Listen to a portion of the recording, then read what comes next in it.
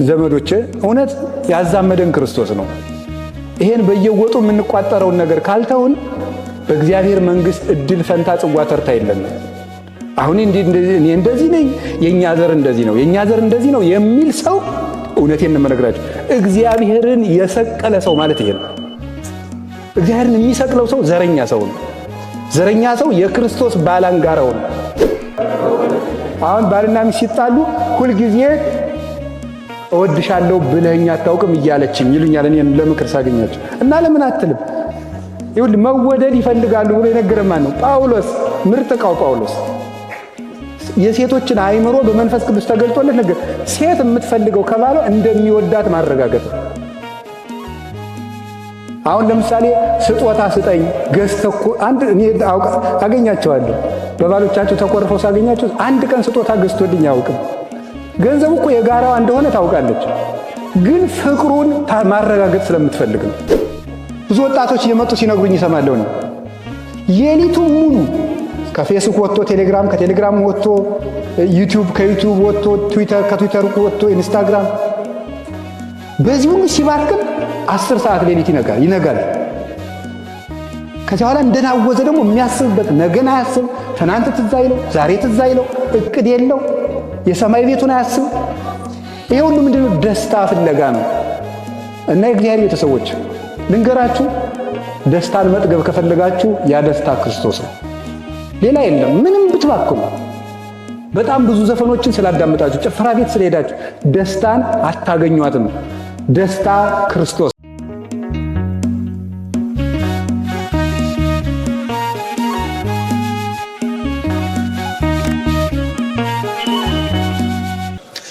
ከሞት ዛፍ ስር አንዲት ሴት ነበረች፣ እሷም ሔዋን ናት። አሁን ደግሞ የዳንበት አንድ ዛፍ ታያላችሁ፣ እሱም መስቀል ነው። ከዚህኛው ዛፍ ስር ደግሞ አንዲት ሴት ትታያለች። ይቺውም ማናት? ድንግል ማርያም ናት። የሞት እናት ሔዋን ነበረች፣ የሕይወት እናት ማርያም ናት። ስለዚህ ጌታችን ኢየሱስ ክርስቶስ እንደ ነጻነት ደብዳቤ አድርጎ ነው እመቤታችንን የሰጠን። የነጻነት ደብዳቤ ዕዳችን ሰርዞ በመስቀሉ ከደመደመ በኋላ ዕዳ ለመውጣታችን ዕዳችን እንደተሰረዘ ምስክር አድርገን የምናሳያት ምልክት የምትሆን ደግሞ ሰሌዳ መለኮት የምትባል እመቤታችንን ከመስቀሉ ስር ሰጠን። ኦ ሰሌዳ መለኮት እንተ ብኪ ተጽፈ ግዛነ ኩሉ ዓለም የሚላት ሊቁ ስለዚህ ነው። የዓለሙ ሁሉ ነጻነት የተቀረጸብሽ የመለኮት ሰሌዳ፣ የአካላዊ ቃል የተቀረጸብሽ እውነተኛይቱ ታቦት ብለን የምናመሰግናት ከዚህ የተነሳ ነው። እና ብቻውን ልዩ ጸጋ የሰጠው ዮሐንስ ወንጌላዊ ነበረ። ሊቃውንት ደግሞ ምን ላይ ይናገራሉ? ጌታ ለጴጥሮስ የመንግስተ ሰማያት መክፈቻ ቁልፍ ሰጣለሁ ብሎት ነበረ። ያ የመንግስተ ሰማያት መክፈቻ ቁልፍ ክህነት ነው። እመቤታችንን ደግሞ ለዮሐንስ ሰጥቶታል። ይሄን ምን ብለው ይተረጉሙታል? ቤተ ክርስቲያንን ይላሉ። ቤተ ክርስቲያንን ዮሐንስ ወንጌላዊ በድንግል ማርያም በኩል ሲቀበላት፣ ጴጥሮስ ደግሞ በቁልፉ በኩል ድንግል ማርያምን ተቀብሏታል ይላሉ። ስለዚህ መራውቱ ለአቡነ ጴጥሮስ ትባላለች እመቤታችን። የቅዱስ ጴጥሮስ የመንግስተ ሰማያት መክፈቻ ቁልፉ ማርያም ናት። ስለዚህ ክህነትን በጴጥሮስ በኩል ሲሰጥ፣ ድንግል ማርያምን ደግሞ ለቤተ ክርስቲያን በዮሐንስ በኩል ሰጥቶናል። እና እመቤታችን መንግስተ ሰማያት የሚከፈትባት ቁልፍ ምዕራገ ጸሎት ነበረች። እና ዮሐንስ የእመቤታችን ፍቅር የጸናለት ስለነበረ ልዩ ምስጢር ተሰጥቶታል። የቅዱስ ዮሐንስ ወንጌላዊ ረድኤትና በረከቱ ከሁላችን ጋር ይሁን።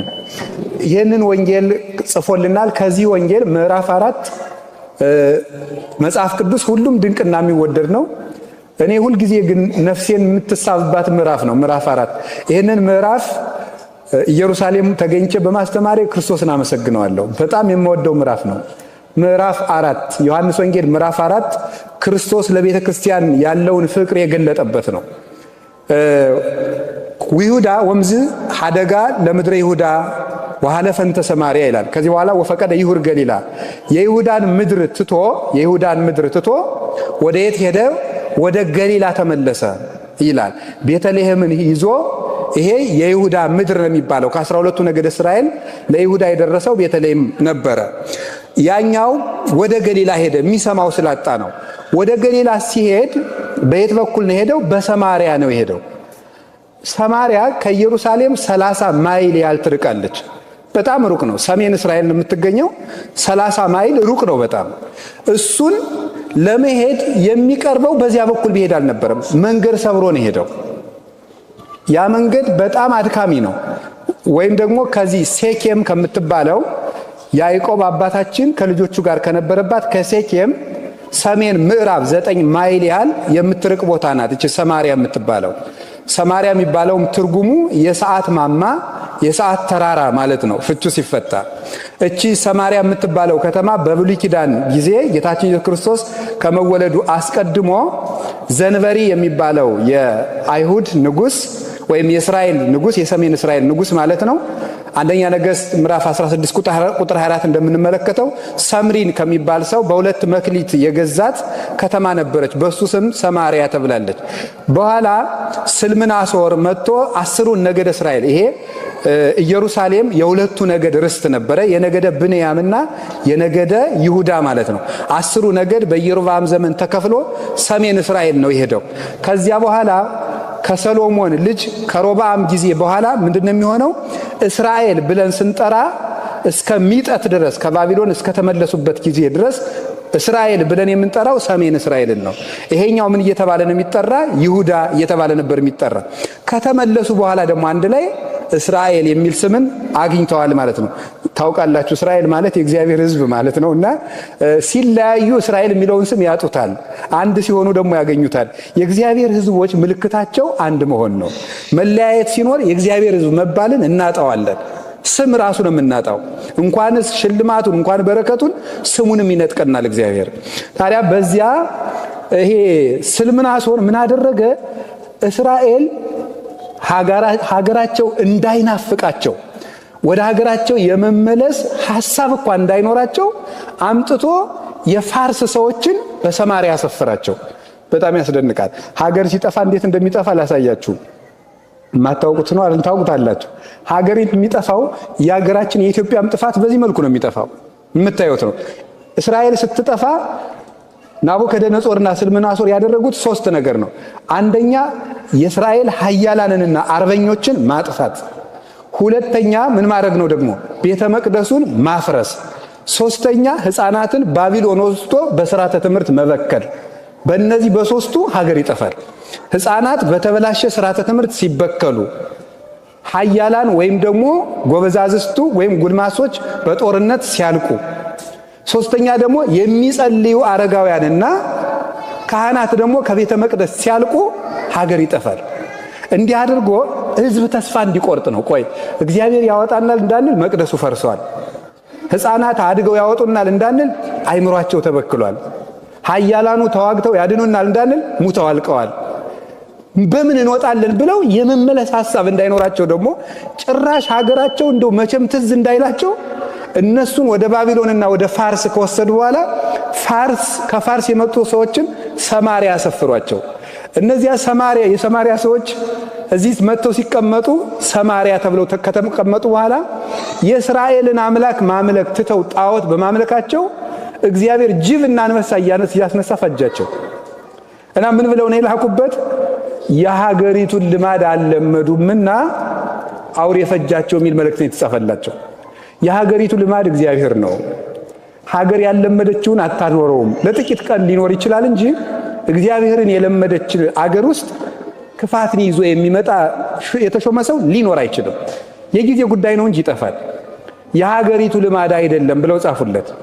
በሉ እንደ ሀገሪቱ ልማድ ኑሩ ሲላቸው በአብርሃም አምላክ፣ በይስሐቅ አምላክ፣ በያዕቆብ አምላክ እናመልካለን እያሉ በስም ወደ እግዚአብሔር ተመለሱ። ስርዓቱን ባያውቁትም ኦሪትን ባይጠብቁም ከሙሴ ሕግ ደግሞ 5ቱን ብቻ መርጠው ተቀበሉ። እነዚህ ናቸው ሳምራውያን፣ ሰማርያውያን የሚባለው። እቺ ሳምራዊት ሴት የምትባለው ከነዚህ ወገን የተወለደች ናት እና እነዚህ ከዚያ የተቀላቀሉ ናቸው ብለው ስለሚያስቧቸው 5ቱን የሙሴ ሕግ ብቻ ይቀበላሉ ብለው ስለሚያስቧቸው እስራኤል ወይም አይሁድ ጨርሰው ነው የሚጸየፏቸው ከተመለሱ በኋላ። መንገዱ እናንተ ከዚህ ስለምትኖሩ እናንተ ከኔ ይልቅ ታውቁታላችሁ።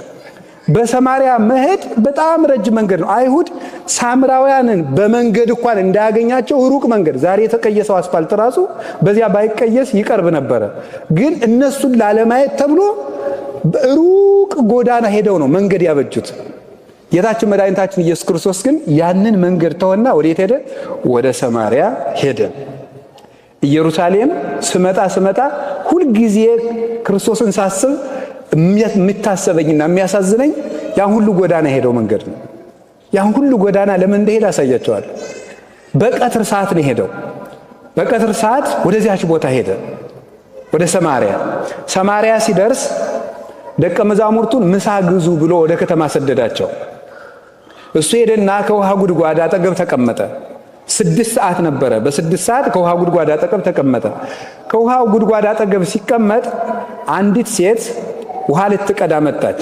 እቺ ሴት ምንድናት? ሳምራዊት ናት። ሳምራውያን በአይሁድ እንደ እንስሳ ነው የሚቆጠሩ። ያው የአይሁድን ትዕቢት ታውቁታላችሁ አይደል? ምን ብለው ነው የሚያስቡት? የእግዚአብሔር ምርጥ ፍጥረት አይሁዳውያን ናቸው፣ ሌላው ለእስራኤል መገልገያ የተፈጠረ ነው ብለው ነው የሚያስቡት። ከዚህ በለጠ ትዕቢት የለም። ለእግዚአብሔር አገልጋይ እንደ ዕቃ፣ እንደ በሬ፣ እንደ ላም እንግዲህ እንስሳት ነው ለሰው የተፈጠሩት። ሌላው ለእኛ አገልጋይነት ነው የተፈጠረ። እግዚአብሔር መርጦ የፈጠረው ዘር የአብርሃም ዘር ነው ብለው ነው የሚያስቡት እና ሌላውን ይጸየፉታል። ቆሻሻን ከምንጸየፈው እጥፍ እስራኤል ሌላን ዘር ይጸየፋሉ፣ ይታወቃሉ። አሁን እኮ በክርስቲያኖች በፊት ምራቅ ይተፉ ነበር ይባላል። ምራቅ የሚተፉት አሁን ክርስቶስን በመጸየፍ ብቻ መሰላል ዘራችንን ጭምር ነው የሚጸየፉት። እግዚአብሔር ደግሞ ያንን ትዕቢታቸውን ለማስታገስ ነበር እነ ዳዊትን ከነ ኑሃሚን የልጅ ከሩት እያስወለደ ከአሕዛብ እያመጣ ከነ ረአብ ዘማ እያመጣ አባታችሁ አብርሃምስ ቢሆን አሕዛብ አልነበረምን እያለ ሊዘልፋቸው ይህንን ያደርግባቸው ነበረ እና ይሄን መንገድ ሰብሮ ሄደ ጌታ። እዚያ ሲሄድ 6 ሰዓት ላይ ያቺ ሴት ውሃ ልትቀዳ መጣች። እንዲህ አላት፣ እባክሽን ውሃ ስጭኝ አላት። ውሃ ስጭኝ ስትለው እንዴ እፎኑ እንዛ አይሁዳዊ አንተ እማቤት ስዕል ከመትስተይ ማየ፣ አንተ አይሁዳዊ ስትሆን እኔ ሳምራዊት ስትሆን እንዴት ከኔ ውሃ ትለምናለህ አለችው። ምክንያቱም ሳምራውያን አይሁዳውያን እንደሚጸየፋቸው ነው የሚያው። እንኳንስ ውሃ ለመጠጣት የሳምራውያን ዕቃ ነው ከተባለ ራሱ ይሰብሩታል እንጂ አይጠቀሙበትም። በዚህ ያህል የምትጸየፉን ስትሆኑ እንዴት ከኔ ውሃ ትለምናለህ አለችው። ጌታ እንዲህ አላት፣ ሶበሰ ተአምሪ ጸጋሁ ለእግዚአብሔር ወመኑ ውእቱ ዘይስለኪ ማየ አንቲኒ እምሰአልኪዮ ወውቱኒ እምሃበኪ ማየ ሕይወት። የእግዚአብሔር ጸጋ ምን እንደሆነ ብታውቂ፣ ውሃ ጠጭኝ የሚልሽ ማን እንደሆነ ብታውቂ ኖሮ ይልቁንም አንቺ ተለምኘው ነበር፣ እሱም የሕይወት ውሃ ይሰጥሽ ነበር ይላል አላት። እሷ ደግሞ ምን አለችው? እግዚእ እንዴት ያለች ብልህ ሴት እንደነበረች በእውነቱ። አነጋገር የምታውቅ ሰው ባነጋገሩ መንግስተ ሰማያትን እንደሚያጣት ታውቃላችሁ። እግዚእ ጌታዬ አለችው። ማይኒ አልብከ ማየብኒ አልብከ፣ መቅጃ የለህም። ዋዘቅቱኒ እሙቅ ውእቱ፣ ጉድጓዱም ጥልቅ ነው። ማየት የለከ እንከ ማየ ሕይወት፣ የሕይወት ውሃ ታዲያ ወዴት አለ? አንተኑ ተአቢ እምያዕቆብ ዘወሀበነ ዘንተ ማየ፣ ይህን ውሃ ከሰጠን ከያዕቆብ አንተ ትበልጣለህ አለችው። እሱ ደግሞ ቀጠልና የእሱን አነጋገር ቆይ መልሼ ሳብራራው አሳያችኋለሁ እንዴት አድርጎ እንደሚያስተምር። ምን አላት? ሁሉ ዘይሰቲም ዝንቱ ማይ ይጸም ዳግመ፣ ከዚህ ውሃ የሚጠጣ ሰው መልሶ ይጠማል አላት። ወዘሰ ይሰቲ እማይ ዘውቦ አነ ይጸም ዳግመ፣ እኔ ከምሰጠው ውሃ የሚጠጣ ግን ዳግመኛ አይጠማም አላት። እሷ ደግሞ ምን አለችው? እግዚእ ሀበኒ ዘንተ ማየ ከመ ይጽማ ወይምጻ ዳግመ ከመ እቅዳ ማየ፣ መልሼ እንዳልጠማ ልቀዳም እንዳልመላለስ እባክህ አንድ ጊዜ ተጠጥቶ ሁል ጊዜ የማያስጠማ ያልከውን ያንን ውሃ ስጠኝ አለችው። እሱ ደግሞ ምን አላት? ሁሪ ወፀውኢ ምተኪ፣ ባልሽን ጥሪና ነይ ይሰጥሻለሁ አላት። አልቤየ ምት አለችው። ባል የለኝም አላት። ሰናየ ትቤሊ፣ መልካም ብለሻል። እስመ አምስቱ እደው ነበሩ ምስሌኪ ወይዜኒ ዛሃሎ ምስሌኪ ኮነ ምተኪ፣ 5 ባሎች ነበሩሽ፣ ዛሬም አብሮሽ ያለው ባልሽ አይደለምና መልካም ተነግረሻል አላት። ነቢይ እንደሚመጣ እናውቃለን፣ እሱ ሲመጣ ሁሉ ነግረናል አለችው። አነ ውእቱ ዘትናገረኪ፣ የምናገርሽ እኔ ነኝ አላት። ስለ ቃሉ እግዚአብሔር ስሙ የተመሰገነ ይሁን። ይሄ ንባብ ነው። አሁን ትርጉሙን ልንገራችሁ። መጽሐፍ ቅዱስ ስታነቡ 3 ደረጃዎች አሉት አይደለም? 3ቱ ደረጃዎች ምንድናቸው? የታሪክ ክፍል ወይም አንዱ የታሪክ ክፍል ነው። ሁለተኛው ደረቅ ትርጉም የሚባል ነው። ሶስተኛው መንፈሳዊ ትርጉም ወይም ሂስቶሪካል ሌቭል፣ ሊትራል ሌቭል እና ስፒሪቹዋል ሌቭልስ ይባላሉ። እነዚህ 3ቱ ደረጃዎች አሉ። ፕሮቴስታንቶች የሚቀሩት ሂስቶሪካል ላይ እና ሊትራል ላይ ብቻ ነው የሚቀሩት። ደረቁን ብቻና ታሪኩን ብቻ ነው የሚይዙት። መንፈሳዊ ትርጉሙን አያነቡትም። የኢትዮጵያ ኦርቶዶክስ ተዋሕዶ ቤተክርስቲያን ግን ሚስቲካል ነው። አስተረጓጉማ ሁሉ መንፈስ ቅዱስን የተቀበለ የተከተለ ትርጉም ያለው። እንደውም ሊቃውንቱ ምን ይላሉ? አነ ውእቱ አንቀጸ አባግዕ ዘበአማን፣ እኔ እውነተኛ የበጎች በር ነኝ ይላል። እና እንዲህ የሚል ቃል አለ። አማን አማን ብለክሙ ዘይዋ እንተ አንቀጽ ውስተ አጸደ አባግዕ ወዘአርገ እንተ ካልእ ገጽ ሰራቂ ወጉሂልያ ውእቱ። እውነት እውነት እላችኋለሁ ወደ በጎች በረት በበር በኩል የማይገባ እሱ ሌባ ነው ይላል። ወዘሰ ይበው ውስተ አንቀጽ ኖላዊ አባግዕ ውእቱ። በበር በኩል ግን የሚገባው እሱ የበጎች እረኛ ነው። ወአጻዊኒ ያርኅዎ ሎቱ። እንደዚህ ላለው ሰው ደጅ ዘጊው ወይም በረኛው ይከፍትለታል ይላል። ይሄ ሊቃውንቱ ምን ይተረጉሙታል መሰላችሁ? ወደ በጎች በረት በበር የማይገባ የበግ ሌባ ነው የተባለው፣ በመስኮት የሚገባ የተባለው የበጎች በር የተባለ መጽሐፍ ቅዱስ ነው ብለው ይተረጉማሉ ሊቃውንቱ። ከክርስቶስ በተጨማሪ የበጎች በር በመስኮት የሚገባው ማለት ምግባር አልባ መጽሐፍ ቅዱስን እተረጉማለሁ የሚል ሰው፣ ደረቁን አስተምራለሁ የሚል ሰው ይሄ ሌባ ነው ማለት የጥቅስ ሌባ ነው፣ የኃይለ ቃል ሌባ ነው፣ የምስጢር ሌባ ነው፣ የመጽሐፍ ቅዱስ ሌባ ነው። እንደዚህ ያለውን በጎቹን አያውቁትም፣ መምህር አይሉትም፣ አይከተሉትም። እስመ ያምራ ቃሎ መምህርነቱን አያውቁለትም። የእሱን መምህርነት ግን ወዘሰ ይበው ውስተ አንቀጽ በበር የሚገባው ግን እየሰራ የሚያስተምረው ሰው እሱ መምህር ነው። አጻዊኒ ያርኅዎ ሎቱ። የመጽሐፍ ቅዱስ ባለቤት መንፈስ ቅዱስ የመጽሐፍ ቅዱስን በር ይከፍትለታል ይላል። የመጽሐፍ ቅዱስን በር ይከፍትለታል። ያ ሰው ገብቶ ይሄንን ግን በጎቹ እንዳል ወአባግዕ ይሁኒ ይሰማሁ ቃሎ እሱ ግን በጎቹም የዚህን ሰው ድምፅ ይሰሙታል አለ። መምህር እንደሆነ ያውቁለታል፣ ትምህርቱን ያከብሩለታል። ለምን? ወደ በሩ ገብቶ የሚያስተምር ስለሆነ ይላል። እና መንፈሳዊ ትርጉሙን ልንገራቸው። መጽሐፍ ቅዱስ እንዲሁ ዝም ብሎ መጽሐፍ ቅዱስ በኦሪት ዘሌዋውያን ስታነቡ የብሉይ ኪዳኑን በግ ነው የሚመስለው መጽሐፍ ቅዱስ ይላሉ ሊቃውንት። በጉ አለ አይደለም? አታውቁም? በግ አሁን ለሁላችሁ አንድ በግ ሰጥቼ እንዳታርዱት ብላችሁ ጥቅም አለው? በጉን ሰጠዋችሁ እንዳታርዱት፣ ግን ለፋሲካ ይሆናችሁ ብል ምን ያደርግላችኋል? ምንም አያደርግ ማለት። መጽሐፍ ቅዱስ እንደ በግ ነው። በጉን ስታርደው ነው ስጋ የምታገኘው። መጽሐፍ ቅዱስም ሲተረጎም ነው ለነፍስ ምግብ የሚሆነው። ካልሆነ ግን ዝም ብሎ የሚነዳ በግ ነው። ጥቅሱ ዝም ብሎ የሚነዳ በግ ነው። እንደ ኦሪቱ መስዋዕት ነው። ሊቀ ካህናቱ በብልት አድርጎ ይቆራርጠው ውስጡን ይጠባው የሚለው ይሄ ኦሪት ዘሌዋውያን ምዕራፍ 1 ላይ ያለው የብሉይ ኪዳን አይሁድ የሚያቀርቡት መስዋዕት በሙሉ ለመጽሐፍ ቅዱስ ትርጓሜ የተሰጠ ነበረ። ወደዚህ ትርጓሜ ልመልሳችሁ። ጌታችን ኢየሱስ ክርስቶስ 6 ሰዓት በሆነ ጊዜ ደከመ ይላል። ይሄ 6 ሰዓት የሚባለው ክርስቶስ ሰው የሆነበት 6ኛው ሺህ ዘመን ማለት ነው።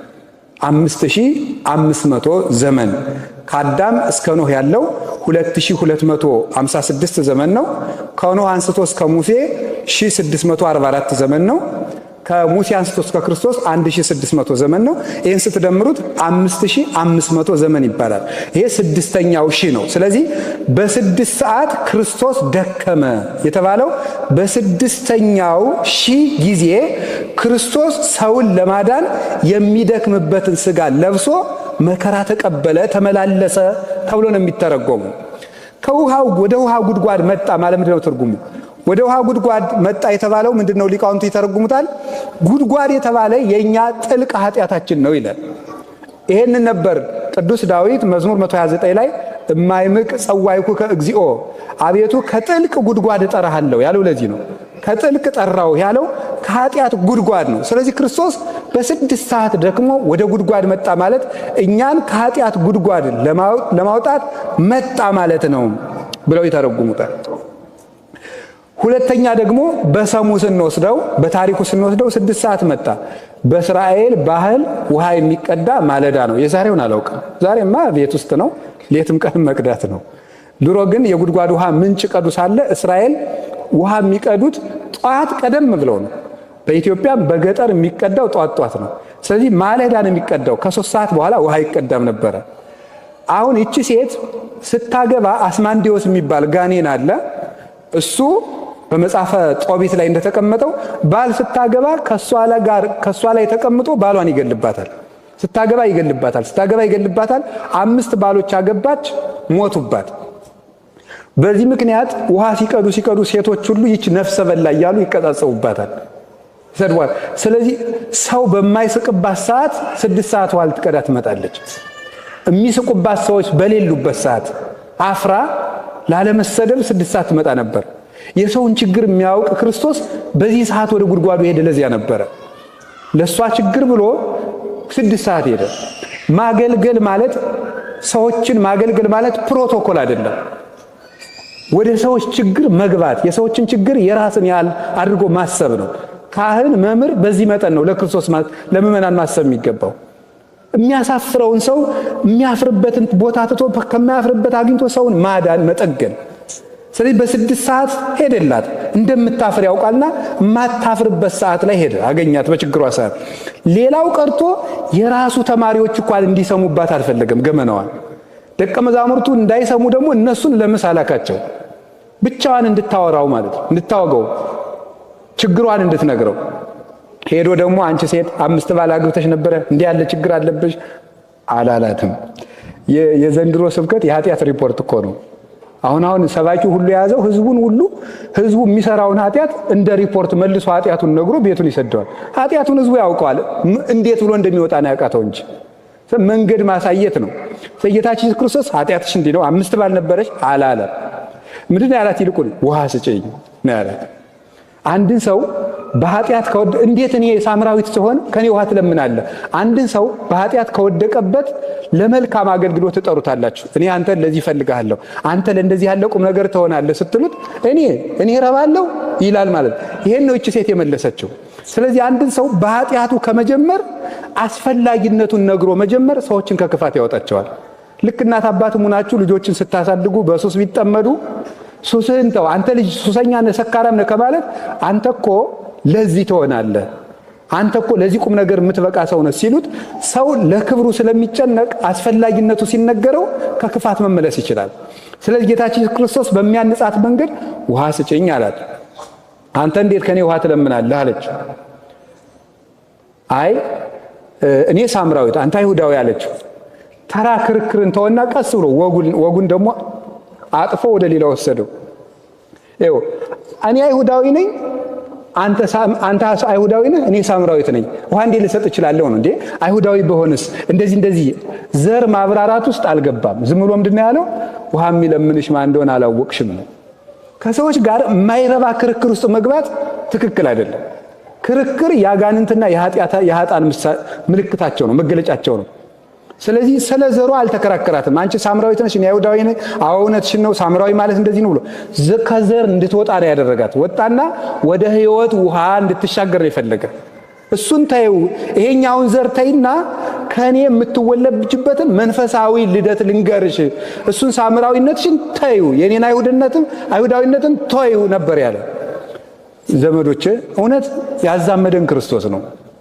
ይሄን በየወጡ የምንቋጠረውን ነገር ካልተውን በእግዚአብሔር መንግስት እድል ፈንታ ጽዋ ተርታ የለም። አሁን እኔ እንደዚህ ነኝ፣ የኛ ዘር እንደዚህ ነው፣ የኛ ዘር እንደዚህ ነው የሚል ሰው እውነቴን ነው የምነግራችሁ፣ እግዚአብሔርን የሰቀለ ሰው ማለት ይሄ ነው። እግዚአብሔርን የሚሰቅለው ሰው ዘረኛ ሰው ነው። ዘረኛ ሰው የክርስቶስ ባላንጋራው ነው። ክርስቶስ የቤተ ክርስቲያን ምንድን ነው? ራስ በሉ እስኪ ሲበሉ በሉ እንጂ ምን አላችሁኝ? አቤት ራስ ነው አይደል እንዴ? ራስ ምንድን ነው? ክርስቶስ ለራስ የሚለው ለምን ይመስላችኋል? ሰብሳቢ ማለት ምን ማለት ነው? ሰብሳቢ ነው። እጅን እግርን እንደም ሁሉ ሰብስቦ የሚይዘው ማን ነው? አቤት ራስ ነው። ራስ ነው። ለምሳሌ እጅን እግርን ይሄን ሁሉ የሚያስተዳድረው ማን ነው? ኮማንድ ሴንተር የሚባለው ማን ነው? አይምሮ ነው አይደለም እንዴ? ለእጅ እዚህ ላይ ሜሴጅ ትራንስሚተር ሴልስ አሉ። እነዚህ ናቸው የሚያስተላልፉት። ዋናው ግን አይምሮ ነው። እዚህ ላይ አንዱ ሰው በመርፌ ብትወጉት እዚህ ላይ ያሉ ሴሎች ወደ አይምሮ ነው መልእክት የሚያስተላልፉ። ህመም የሚሰማን አይምሮ እዚህ ግዛቴ ላይ ችግር አለ ብሎ ሲያውቅ ነው። የዚያ ሪአክሽን ነው ህመም የሚባለው። ስለዚህ ሰው ምንድነው ከተባለ የሰው አስተዳዳሪው አይምሮው ነው። አይምሮ ነው፣ ራስ ነው። ክርስቶስ ራስ ነው ማለት ሰብሳቢያችን ነው። አንድ ሰው ዘረኛ ሲሆን ግን ከክርስቶስ ራስነት ነው የሚወጣው። ዘረኛ ሆነ ማለት ይህች ጣት ተቆርጣ ወደቀች ማለት፣ ከወደቀች በራስ መግቦት ይቀርባታል፣ የተጣራ ደም ይቀርባታል፣ የተጣራ ኦክሲጅን ይቀርባታል። ከዚያ በኋላ ትወድቃለች፣ ትበሰብሳለች። ንጹህ ልክ ቅዱስ አግናጢዮስ እንደሚናገረው ክርስቶስ ራስ ነው፣ ቤተክርስቲያን አካል ናት ይልና አካል ጤና እንዲኖር ኦክሲጅን እና ደም ያስፈልገዋል ይላል። ደም ቁርባን ነው፣ ኦክሲጅን ደግሞ ስርዓተ ቤተክርስቲያንና ጸሎት ነው ብሎ ይናገራል። አንድ አካል ግን ከዚህ ከተቆረጠ ደምና ኦክሲጅን አያገኝም። አንድ ሰው ከክርስቶስ አንድነት ከተለየ ቁርባንም ጸሎትም መግቦተ መንፈስ ቅዱስንም አያገኝም። ተቆርጦ የተጣለ ምንድነው? ዛፍ ነው። ንበሩ በየ ወአነ ብክሙ፣ እናንተ በእኔ ኑሩ እኔም በእናንተ። ዮሐንስ ወንጌል ምዕራፍ 15 ላይ ሲናገር እኔ የወይን ግንድ ነኝ እናንተ ቅርንጫፍ ናችሁ፣ እንዲሁ ቅርንጫፍ በግንዱ እንዲኖር እናንተ በግንዱ ኑሩ። ስለዚህ እችን ሴት ያወጣት ከምን እንደሆነ ታውቃላችሁ? ከዚህ ዘሯ አወጣት። እኛንም ያወጣል። እዚህም ሁናችሁ እኔ ጎንደሬ፣ እኔ ጎጃም፣ እኔ ትግሬ፣ እኔ ኦሮሞ የምትብያላችሁ የምትቆጥሩት ነገር ካለ ስለ ሕያው እግዚአብሔር ተው። እውነቴን ነው የምነግራችሁ፣ ስለ ሕያው እግዚአብሔር ካልሆነ በክርስቲያንነታችሁ ማፈር አለባችሁ። ማፈር ነው የሚገባችሁ። እናንተ በክርስቶስ ስም የምትቀልዱ ነጋዴዎች ናችሁ ማለት ነው። ክርስትና ማለት ምን ማለት ነው? የክርስቶስ ገንዘብ ማለት ነው። የክርስቶስ ገንዘብ፣ የክርስቶስ እናንተ የክርስቶስ ናችሁ። አኀዊነን አስተበቋክሙ በሳይሉ ለእግዚአብሔር ከመትበሉ ኩልክሙ ሀደ ቃለ ዘውቱ አነ ዘክርስቶስ። አንደኛ ቆሮንቶስ ምዕራፍ 1 ላይ ወንድሞቻችን ሁላችሁም አንድ ቃል ትናገሩ ዘንድ በእግዚአብሔር ቸርነት እንለምናችኋለን ይላል ቅዱስ ጳውሎስ። ይኸው አነ ዘክርስቶስ ነው ይላል። በሉ ሁላችሁ አፍ ያላችሁ ሁሉ በሉ እንደዚህ አነ ዘክርስቶስ በሉ። ድገሙ። ስለዚህ ትናንትና እዚህ ከቦታ ቦታ የሚያንቀሳቅሰን ሾፌር አለ እና የአረብ ክርስቲያን ነው፣ ካቶሊክ ይመስለኛል ስገምት። እና ስምህ ማን ነው አልኩት። ስምህ ማን ነው ብዬ ስጠይቀው ባሱ ላይ መስቀል አድርጓል። this is my name አለ። የኔ ስም የትኛው ነው አለ? ይሄ መስቀል ክርስቲያን ነው ማለት ነው።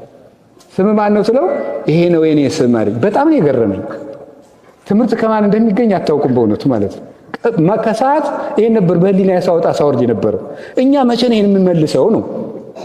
መቼ ነው ይሄንን የምንመልሰው?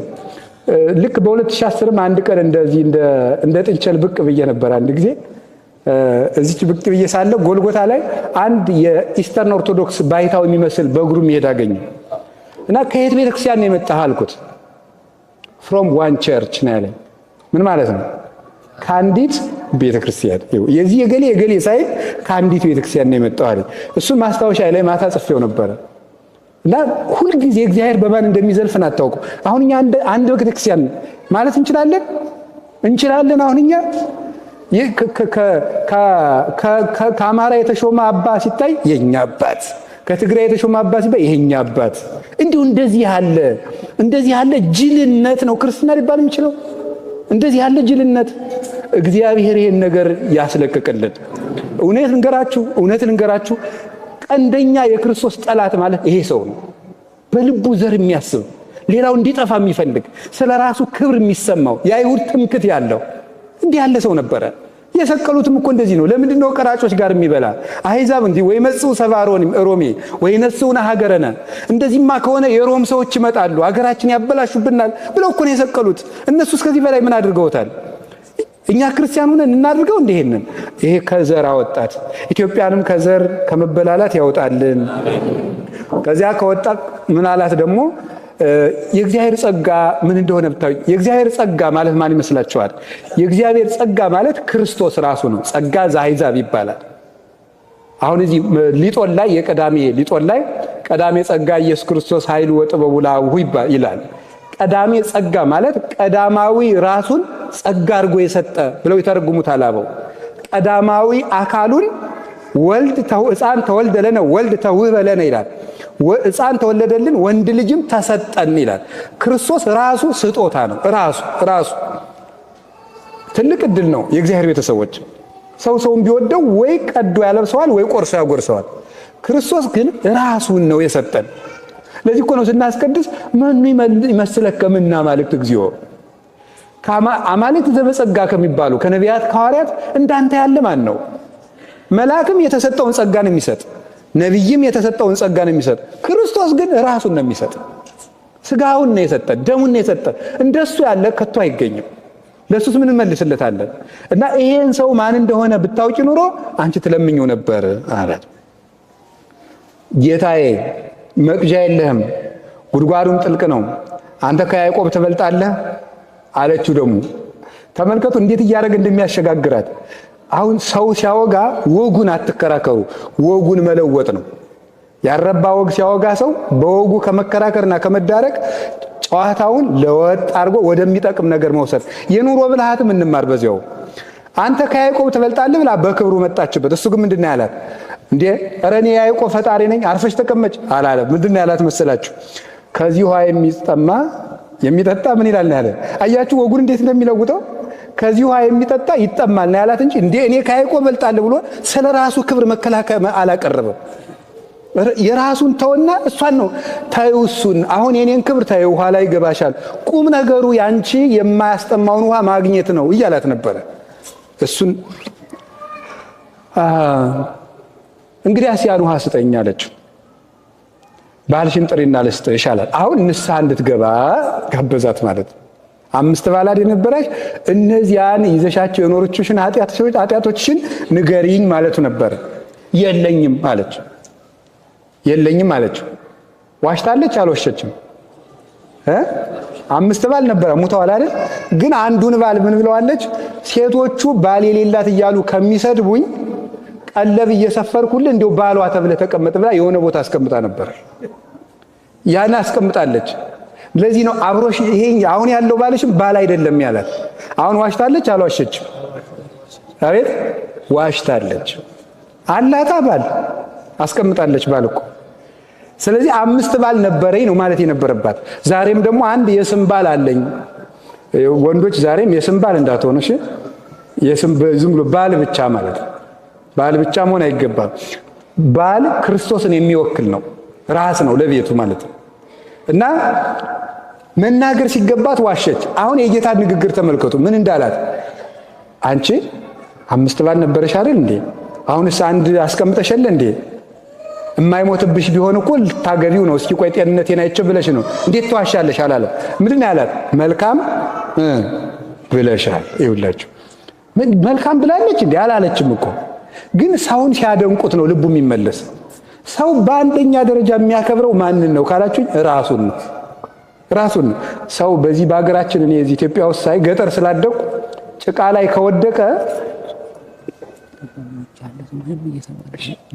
ላይ ከወደቀ ሰው ምን ያደርጋል መሰላችሁ? ወድቆ አሞት ህመሙን ሳያስብ ሰውን ነው ቀና ብሎ የሚያየው።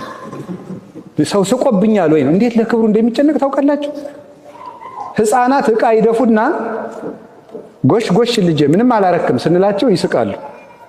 ቀና ብለው ፊታችንን የሚያዩ ይድፋ ካለው ያለቅሳል። ለምንድነው ሰው ለክብሩ ይጨነቃል? እና ሰው ሰማት ክርስቶስ።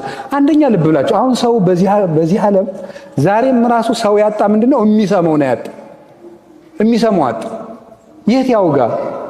የሚሰማው ስላጣ እኮ ነው ቲክቶክ ላይ እየሄደ የሚለፈልፍ። የሚሰማው አጥቷል። ባልም ሚስቱን አይሰማም፣ ሚስትም ባሏን አትሰማም። ንስሐ አባቶችም አይሰሙም፣ ካህናትም አይሰሙም፣ አያዳምጡትም። ሰውን ችግሩን ማዳመጥ ራሱ አንድ ፈውስ እንዴ! የሳይኮሎጂ ሕክምና እኮ አንዱ ምንድነው? ማዳመጥ። ሐኪሙ መጀመሪያ ምንድነው የሚያደርገው? ነጭ ልብስ መልበስ። ነጭ ልብስ ጋውን የሚለብሱ ለምንድነው? ሐኪሞቹ ነጭ ተስፋን ስለሚሰጥ የሰውየውን አይምሮ ስለሚባርክ። ከዚያ ማዳመጡ አንዱ ሕክምና ነው። ያዳምጠዋል። የባንክና የሕክምና ሳይኮሎጂ አታውቁም? ባንክ ላይ አሁን የባንክ ሰራተኞች ጥሩ ልብስ የመልበስ ግዴታ አለባቸው። ለምን? ሰውየው አይሰርቁኝም እንዲል ነው። እነሱ አሮጌ ልብስ ከለበሱ እንዴ ከሌላቸው የኔንስ ቢወስዱብኝም እንዳይል የልብስ ሳይኮሎጂ ነው ይሄ ራሱ ማለት ነው። ይሄ በደንብ በስልጠና ነው የሚሰጣቸው።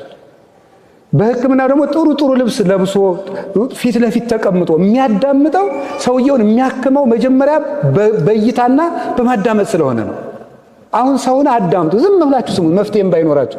ከዚያ በኋላ ሳይነግር መፍትሄ ሳይጠይቅ ታክሞ ሁሉ የሚሄድ ሰው አለ። እና የማዳመጥ ችግር አለብን።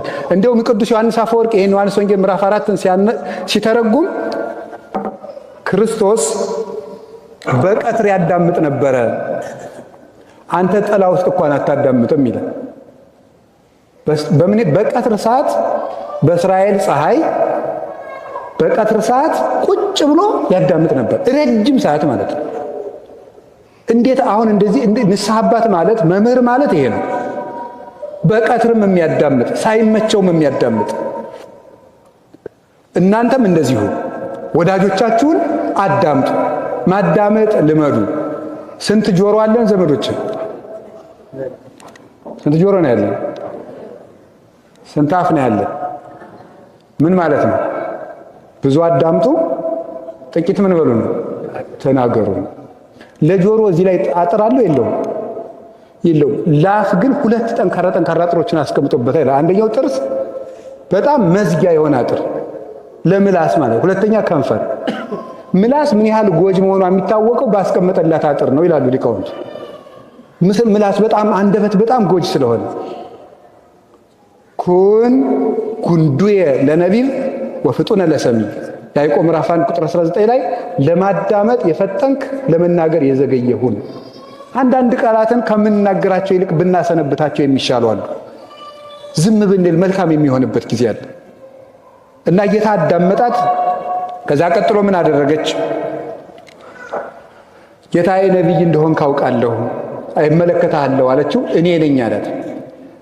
ሲገባት ማሰሮዋን ጥላ ሕይወቴን የነገረኝን ሰው ኑ ላሳያችሁ እያለች ወደ ከተማው ሄደች። ማሰሮዋን ጥላ ወደ ከተማ ሄደች። ኑ ሕይወቴን የነገረኝን ሰው ላሳያችሁ እያለች ሰብስባ ይዛ መጣች። ፈሪሳውያንን ለመዝለፍ ነው በአንድ በኩል። እኛ መምህራኑ ተቀምጠን እንዴት ማንን ነው እስቲ እናያለን ማንን እንደሚመርጥ ሲሉ፣ እንደገና ደግሞ አገልጋዮችንም ለመዝለፍ። ክርስቶስ የሰው ችግር የለበትም። አንዲቱ ሴት መላውን ሳምራውያን ሰብስባ ይዛለት መጣች። የመምህር ችግር የለበትም እሱ። ከፈለገ አንዲቱን ውሃ ቀጅ ወስዶ አገሩን ሰብካ እንድታመጣው ያደርጋል። እሱ ቸግሮት አያውቅ። የእኛንም መመጻደቅ ለማጥፋት ነው።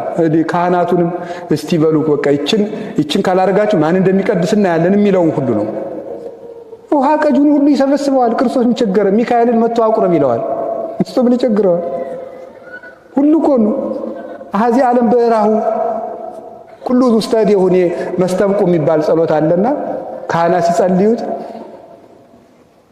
ለካህናት ነግራቸዋል። ዘይዝ ኩሎ የሚለው በጣም ነው እኔ ደስ የሚለኝ። ሁሉን የሚይዝ ዘይዝ ኩሎ እግዚአብሔር አምላክ ነው መጨረሻው ነውና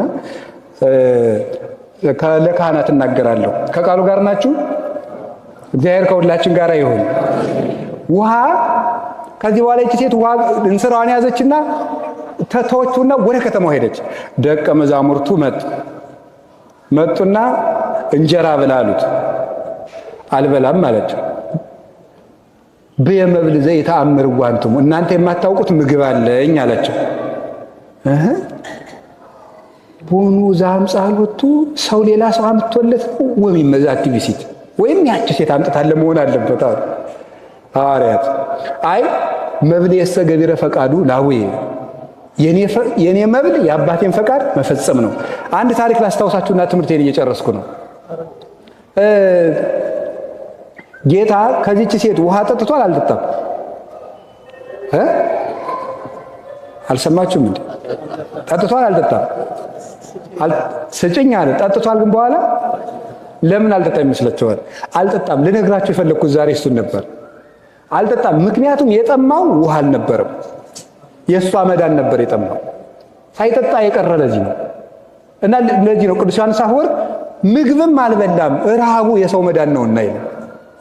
ውሃም አልጠጣም የተጠማው ሰውን ነውና ይላል። እሷ ስትድንለት ውሃ መለመኑን ተወው ማለት ነው። እሷ ስትድን በቃው። ልብ በሉ፣ ለክርስቶስ በዓለም ላይ ያለውን ወርቅና ዕንቁ አምጥታችሁ ከምሩለት። ምንም አያስደስተው። አንድ ኃጢአተኛን ሰው ግን መልሳችሁ አምጡለት፣ እንደበላ እንደጠጣ ሁሉ ደስ ይለዋል። በከመ ይጎጉ ጽሙ ለሰትየ ማይ ከማዊ ይጎጉ ክርስቶስ ለምሕረቱ ለሳይል። የተጠማ ሰው ውሃውን ሊጠጣ እንደሚቸኩል ክርስቶስ ምሕረትን ለማድረግ እንደዚህ ይቸኩላል ይላል። ምሕረትን ለማድረግ እንዲቸኩላል እና የዚህን ያህል እንደሚፈልጋችሁ ግን ታውቃላችሁ። ቆይ አንድ ቀን በደንብ ውሃ እንዲጠማችሁ አድርጉ። የቤት ስራ ልስጣችሁ። እየጠማችሁ ታውትና እስኪ ዋሉ አንድ ቀን በደንብ አድርጋችሁ ውሃ ይጥማችሁና በዚህ መጠን ክርስቶስ እኔን ይፈልገኛል ብላችሁ አስቡ። ውሃ ተጠሙና ውሃውን ቀርታችሁ ፊት ለፊት አስቀምጡት። ምን ያህል እንደሚያስቸኩለን። በዚህ መጠን ክርስቶስ ሰውን ለማዳን የሚቸኩለው። የተሰቀለ ጊዜ በጲላጦስ አደባባይ ተከሶ ሲቆም ጲላጦስን አይሁድን ቢከራከራቸው በጲላጦስ ፊት መርታት ይችላል አይችልም? ከዚያ በፊት አልረታቸውም እንዴ? በመባይቱ መኑ ትገብር ዘንድ አሉት። በምን ስልጣን ነው እንደዚህ የምታደርገው? ግን አንተ ገበያ የምትፈታ ከመቅደስ ያለውን የምታወጣ በምንድን ነው አሉት። ጥምቀቱ ለዮሐንስ ማይቴቲ፣ የዮሐንስ ጥምቀት ከሰማይ ነው ከምድር ነው አላቸው። ከምድር ብንለውሳ ህዝቡ ይወግረናል፣ ከሰማይ ቢሆንሳ ለምን አላመናችሁበት? አናውቅ አሉት። ረታቸው ማለት ነው። ሌላ ጊዜ ለምንድን ነው ግብር የማትከፍለው ብለው ደግሞ ጠየቁት። ለቄሳር ግብር እንክፈል ወይ ብለው ጠየቁት። ለቄሳር ግብር እንክፈል፣ ዘመኑ ውእቱ መጽሐፎ መልኩ፣ ሳንቲሙ ላይ የተቀረጸው የማን ስም ነው አላቸው። አስቸግረው አይደል የመጡት? ይውላችሁ የዚህም ዘመን ሰው እኮ አስቸጋሪ ነው። ለቄሳር ግብር ክፈሉ ቢሉት ፖለቲከኛ ነው፣ በቅኝ ግዛት መገዛታችን አያሳዝነውም ብለው ህዝቡን ሊያሳድሙበት ነው። አትክፈሉ ቢል ደግሞ ኧረ የቄሳርን መንግስት ይክዳል ሊሉት ነው። ደግሞ ሳንቲሙን አምጡት አላቸው። ቄሳር፣ የሮሙ ቄሳር ሀገራትን በቅኝ ግዛት ሲገዛ ለሀገራቸው ባህል የሚስማማውን ነገር አላጠፋባቸውም እና አይሁድ በሳንቲማቸው በቀኙ በኩል የኪሩቤልን ስዕል፣ የሙሴ መጽሐፍ ላይ ያለውን የኪሩቤልን ስዕል ይቀርጻሉ። በግራ በኩል ደግሞ የቄሳሩን ፎቶ ይቀርጻሉ። የማን ነው መጽሐፉ አላችሁ? የቄሳርን አዞሩና የቄሳር አሉት። እንግዲያስ የቄሳርን ለቄሳር የእግዚአብሔርን ምንድን ነው ለእግዚአብሔር ስጧል። ምን ማለት ነው? ይሄ ፈትኖ ነው የመለሰላቸው። አንድ ጎኑን ለቄሳር አንድ ጎኑን ለእግዚአብሔር ስጡ ይቻላል? ለአንዱን ሳንቲም ማለት ነው። እነሱ ፈትነው ስለመጡ በዚህ መልኩ ፈተናቸው። ቅዱስ ቄርሎስ ግን ይተረጉማል። ቄሳር የተባለ ዲያብሎስ ነው። እናንተ የእግዚአብሔር መልክ ናችሁ፣ የኔ መልክ ናችሁ፣ ለኔ ሆኑ፣ ኃጢአትን ለዲያብሎስ ተውለት ማለቱ ነበር ይላል። እንዲህ አድርጎ ሲረታቸው ኖሯል። ግሩም ጊዜ፣ ብዙ ጊዜ ክርስቶስ ወልደ መኑ ውእቱ፣ ክርስቶስ የማን ልጅ ነው ብለው ጠየቁት። ወልደ ዳዊት አላቸው አሉት። እነሱ ዳዊት ክርስቶስ የዳዊት ልጅ ከሆነ እንዴት ጌታዬ ብሎ ጠራው አላቸው። ዝም ረታቸው። ሌላ ጊዜ አንተ ራስህ ለምንድን ነው ግብር የምትከፍል ብለው ጠየቁት። የነገስታት ልጆች ግብር ይከፍላሉ እንዴ አላቸው። መልስ ነው ይሄ ታውቃላችሁ። ግን የነገስታት እንግዲያማ እኔም የንጉሠ ነገሥት የአብ ልጅ ስለሆንኩ ግብር አልከፍልም እያላቸው ነበር። ከዚያ በኋላ ክፈል አሉት። ነገር ግን ቅዱስ ጴጥሮስን ሂድና ሕዝቡ እንዳይታወቁ ከባህር ሂድና ዓሣ አምጥተህ ክፈል አለው። ምን ማለቱ መሰላችሁ? እኔማ ዓሣ የምትገብርልኝ ነኝ አለና ከዓሣው አውጥቶ ከዓሣ አስገብሮ ግብር ከፈለ። ለተጠየቀው ሁሉ መልስ የሚሰጥ ነው፣ ዝም የሚል ነው። ግን ለምንድን ነው ተከሶ በቆመ ሰዓት ዝም ያለ ካላችሁኝ፣ እሱ ቢከራከር ኑሮ ጊዜው ደርሷልና ሰው መዳን ነበረበት። ቢከራከር ይረታቸዋል። ቢረታቸው መሰቀሉ ይቀራል። ካልተሰቀለ ዓለም አይድንም። ስለዚህ ሰውን ለማዳን ስለፈለገ የሚሞትበት ሰዓት እንዲደርስ ስለፈለገ አልተከራከረም ነበረ። አርመምኩ ለሰናይ ወተሐደሰኒ ቁስሌ በውስጤ ያለ ዳዊት ይሄን ነበረ። ለበጎ ብዬ ዝም አልኩ ቁስሌም በውስጤ ታደሰብኝ ብሎ የተናገረው ከዚህ የተነሳ ነው።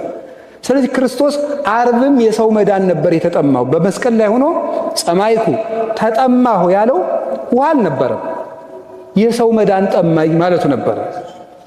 እነሱ ግን ሐሞት አቀረቡለት። መዳንን ይውላችሁ ተጠማው ሲል ሐሞት ማቅረብ ማለት ክርስቶስ እናንተ እንድትድኑ ፈልጋለሁ እያለ ያንን ፍላጎት ዘግቶ መራራ ኃጢአት መስራት ማለት ነው። ለኛ ሲተረጎም ሐሞት ማጠጣት ማለት ነው። የክርስቶስ መጠጡ የኛ ድነት ነውና፣ የክርስቶስ ምግቡ የኛ ምንድን ነውና መዳን ነውና። እና ወገኖች ክርስቶስ እንደ መብል እንደ መጠጥ ሰው ይርበዋል፣ ሰው ይጠማዋል። ሰው እንሁን፣ እንመለስ፣ የማይረቡ ነገሮቻችንን አራግፈን እንጣል፣ ከማይረባ ነገራችን ካጓጉል የህሊና ድህነታችን መውጣት አለብን። ይሄን ነው ልነግራችሁ ፈልገው። የማያስጠማ ውሃ እርሱ ነው። ሁለት ጉዳዮችን ልንገራችሁ። ከውሃ ጉድጓድ የውሃውን ጉድጓድ ሁለተኛ መተርጎም ስለሚያስፈልግ ነው። የውሃ ጉድጓድ የተባለች ቤተክርስቲያን ናት። የውሃ ጉድጓድ የምትባል ቤተክርስቲያን ናት። ከውሃ ዳር መቀመጡ ጌታችን መድኃኒታችን ኢየሱስ ክርስቶስ አንድ የአበውን በረከት ለማክበር ነው። የአብርሃምን፣ የይስሐቅን፣ የያዕቆብን ክብር ለመግለጥ ነው። ያ ውሃ የአበው ውሃ ስለሆነ። ሁለተኛ ደግሞ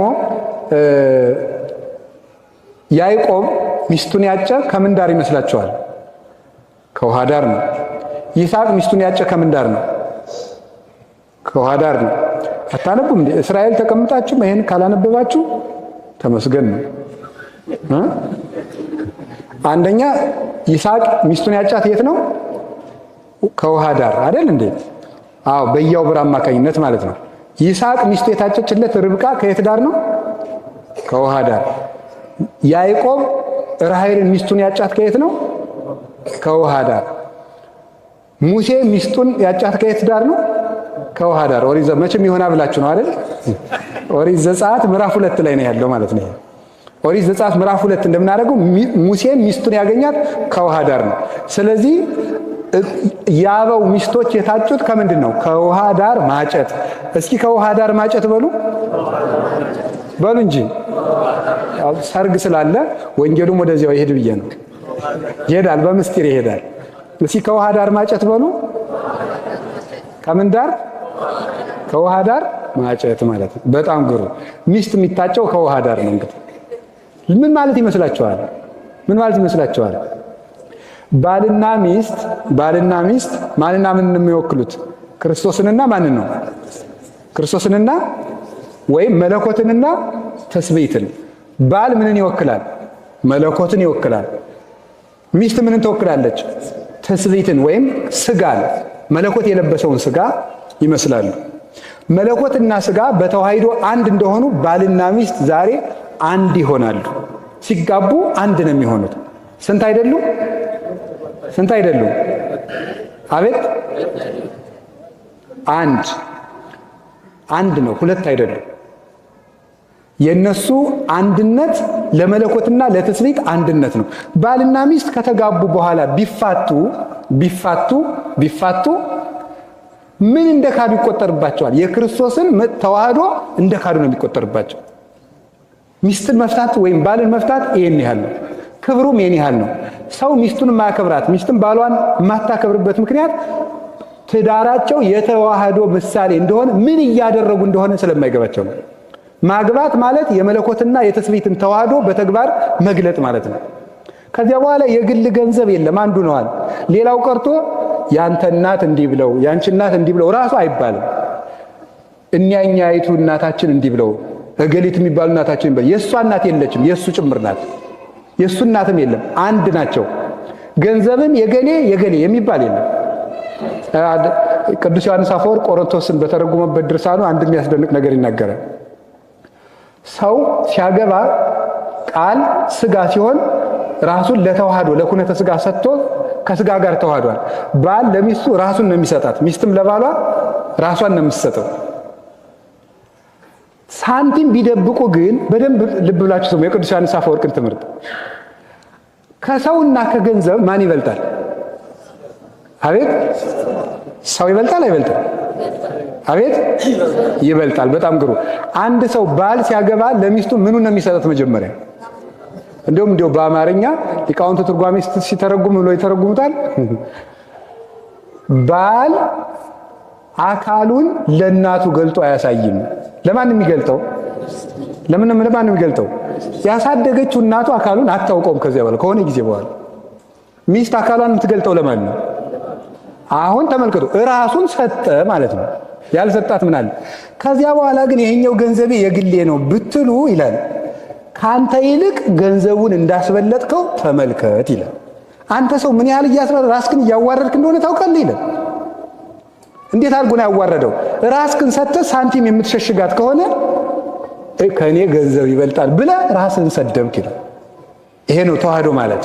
ስለዚህ ከውሃ ዳር መታጨት የክርስቶስን ተዋህዶ ስለሚወክል ከውሃ ዳሩን ኋላ አልተረጉምላችሁ ነው። ትዳር የመለኮትና የትስብእት ምሳሌ ነው። እንደገና ደግሞ ትዳር የክርስቶስና የቤተክርስቲያን ምሳሌ ነው።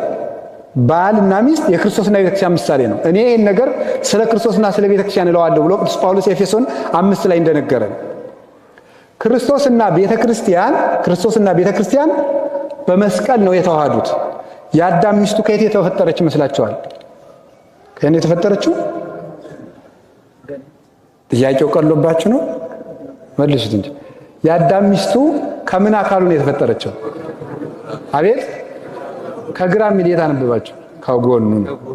ከጎኑ የሚል ነው እንጂ ከግራ ጎኑ ይላል መጽሐፍ አይልም። ግን በታሪክ በትውፊት ትሰማላችሁ። ግን ምን ይላሉ አባቶቻችን? አይ ሔዋን የተፈጠረችው ከቀኝ ጎን ነው ይላሉ።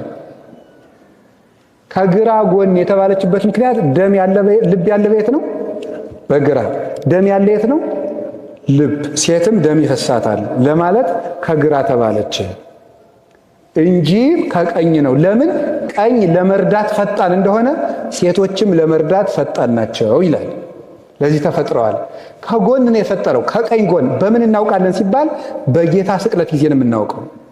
አዳም ሚስቱን ሔዋንን ከቀኝ ጎኑ እንደተፈጠረችለት ክርስቶስ ሙሽራው ቤተክርስቲያንን ከቀኙ በፈሰሰ ደም መሰረታት ነው። ስለዚህ ሚስት የቤተክርስቲያን ምሳሌ ነው። በክርስቶስ ደም ነው የተመሰረተችው። የያዕቆብ ሚስት ራሔል ትባላለች። ልያ ደግሞ ሌላይቱ ሚስቱ ናት፣ እህቷ። እና አንድ ጊዜ ራሔል በወለደች ጊዜ የያዕቆብ ፍቅር ወደ ራሔል ተመልሶ ነበር፣ ልያን ትቶ። ራሔል ነፍሰ ጡር ሁና ሳለ የልያ ልጅ ሮቤል ያለ ጊዜው የደረሰ እሸት ይዞላት መጣ። ያንን እሸት ይዞላት ሲመጣ ሴቶች ነፍሰ ጡር ሲሆኑ ያዩት ምግብ ሁሉ ሊያስፈልጋቸው ይችላል፣ ጠባያቸውም ይለዋወጣል። እና አዲስ ነገር ስለሚወዱ ያንን እሸት ስጭኝ አለቻት። ባልሽ ከኔ ጋር እንዲያደር ፍቀጅና ልስጥሽ አለቻት። ብቻ ስጭኝ እንጂ ይደር አለቻት። ያዕቆብ ዶ የዚያን ዕለት ከራሔል ጋር ከልያ ጋር አደረ። የዚያን ዕለት ማንን ወለደች? ይሳኮር ማለት አስቤ ማለት ነው ሲተረጎም። ከዕብራይስጥ ወደ አማርኛ ሲመጣ ዋጋዬ ማለት ነው። በእሸት ያገኘው ልጄ፣ እሸት ሰጥቼ የወለድኩ ማለት ነው። እና ይህንን አባ ጊዮርጊስ ሲተረጉሙ ነው ይተረጉማል። ወበከመ እጸኮል ዘአይተዋ ሮቤል ለልያ እሙ ወተጸንሰ ይሳኮር ወስመ ይሳኮር አስቤየ ብሂል ከማው ተጸንሱ መሃይምናን እምቤተ ክርስቲያን ቅድስት ዘተመርአዋ ወልድኪ ብሎ ይናገራል። በእሸት የተገዛው ይሳኮር እንደተጸነሰ ሁሉ እንደዚሁ በማኅፀንሽ ፍሬ በኢየሱስ ክርስቶስ ዛጸርዎ ማለት አይሁድ የጠመቁት ወይን ማለት ነው፣ የሰቀሉት ሲል ነው። ዛጸርዎ ዕብራውያን በሊቶስጥሮስ መካን በሊቶስጥሮስ አደባባይ በልጁ አይሁድ በሰቀሉት በማኅፀንሽ ፍሬ በኢየሱስ ክርስቶስ ዋጋነት ምእመናን ከቤተ ክርስቲያን ማኅፀን ቀራንዮ ተጸነሱ ይላል። ስለዚህ ቤተ ክርስቲያን የተወለደችው የተሞሸረችው መቼ ነው ከተባለ ዓርብ ነው። ክርስቶስ እና ቤተ ክርስቲያንን ያዋሃዳቸው ደሙ ነው፣ የክርስቶስ ደም ነው። ባልና ሚስትን አንድ የሚያደርጋቸው ቁርባን ነው። እንዲያውም ቅዱስ አግናጤዎስ የማይቀደስባት ቤተ ክርስቲያን በረት ናት ይላል። ወይም ደግሞ ዝም ብሎ ሲምፕል ኦርጋናይዜሽን ተራ ስብስብ ናት ይላል። ቃል በቃል ከራሱ ድርሰት የወሰድኩት ነው። ዝም ብሎ ተራ ድርጅት ናት፣ መዋቅር አጥር ናት። ቤተ ክርስቲያን ካልተቀደሰባት በረት ናት። ቁርባንም ትዳርም በቁርባን ካልከበረ በረት ነው፣ ተራ ጓደኝነት ነው፣ ተራ ኑሮ ነው፣ አያጸድቅም። ስለዚህ አግብታችሁ ያልቆረባችሁ ሰዎች መቁረብ አለባችሁ። በፍትሕ መንፈሳዊ እንዲሁም አባቶቻችን የፈረስ የበቅሎ ጋብቻ ነው ያለ ቁርባን የሚደረገው ብለዋል። ስለዚህ አሁን ወደ ሥጋው ደግሞ መምጣት አለባችሁ። ትዳራችሁ ቅዱስ እንዲሆን ባልየውም በክርስቶስ ሚስቱን በቤተክርስቲያን እንድትመክሰል ክርስቶስ ቤተክርስቲያንን ደሙን ማጫ አድርጎ ነው የሰጠ። ቅዱስ ያሬድ በዝማሬው ሕጽሐ ለቤተ ክርስቲያን ይለዋል። ደሙን የቤተ ክርስቲያን ማጫዋ ጥሎሿ ደም ነው ይላል። ባል ለሚስቱ ቀለበት አስሮ ቀለበት ወርቅ ጥሎ ያገባታል። ክርስቶስ ግን ለቤተ ክርስቲያን የሰጣት ጥሎሽ የገዛ ደሙ ነው ይላል። ይሄ ማለት ባል ለሚስቱ እስከ መጨረሻው ራሱን ይሰጣል ለማለት ነው። የቤተ ክርስቲያን የክርስቶስ ድርሻው ምንድነው? በደንብ ስሙ። የክርስቶስ ድርሻው ያላገባችሁ ሁሉ ስሙ። ተፋታችሁ ኋላ ሳይገባችሁ አግብታችሁ ተፋታችሁ ከምናገኛችሁ ዛሬ ብትሰሙ ይሻላል። ባል ለሚስቱ ሊያደርግላት የሚገባ ምንድነው? ይሄ ነው ስሙ። መጽሐፍ ቅዱስ የሚለው ባል ለሚስቱ ምን ሊያደርግላት ይገባል? እኛ እኮ ሳይኮሎጂ ሳንማር መጽሐፍ ቅዱሳችን ሳይኮሎጂን የሚያስንቅ ነገር ነው ያለው። ሴቶች ምንድነው ከባሎቻቸው የሚፈልጉ ብትሉኝ፣ ወበከመ ክርስቶስ አፍቀራ ለቤተ ክርስቲያን ከማሁ እደውኒ ያፍቅሩ አንስቲያሆሙ። ክርስቶስ ቤተ ክርስቲያንን እንደወደዳት ባሎችም ሚስቶቻቸውን ይውደዱ። ስለዚህ ሚስት ከባሏ ምን ትፈልጋለች ቢባል መወደድ። እስኪ መወደድ በሉ ንገሩኝ እንጂ በሉ ንገሩኝ። አሁን ባልና ሚስት ሲጣሉ ሁልጊዜ እወድሻለሁ ብለኸኝ አታውቅም እያለችኝ ይሉኛል እኔን ለምክር ሳገኛቸው። እና ለምን አትልም? ይሁን መወደድ ይፈልጋሉ ብሎ የነገረን ማን ነው? ጳውሎስ። ምርጥ ዕቃው ጳውሎስ የሴቶችን አእምሮ በመንፈስ ቅዱስ ተገልጦለት ነገር ሴት የምትፈልገው ከባሏ እንደሚወዳት ማረጋገጥ። አሁን ለምሳሌ ስጦታ ስጠኝ ገዝተኩ አንድ እኔ አገኛቸዋለሁ በባሎቻቸው ተቆርፈው ሳገኛቸው አንድ ቀን ስጦታ ገዝቶልኝ አያውቅም። ገንዘቡ እኮ የጋራዋ እንደሆነ ታውቃለች፣ ግን ፍቅሩን ማረጋገጥ ስለምትፈልግ ነው። አሁንም እንደ ድሮ ይወደኛል ወይ ማለት ትፈልጋለች።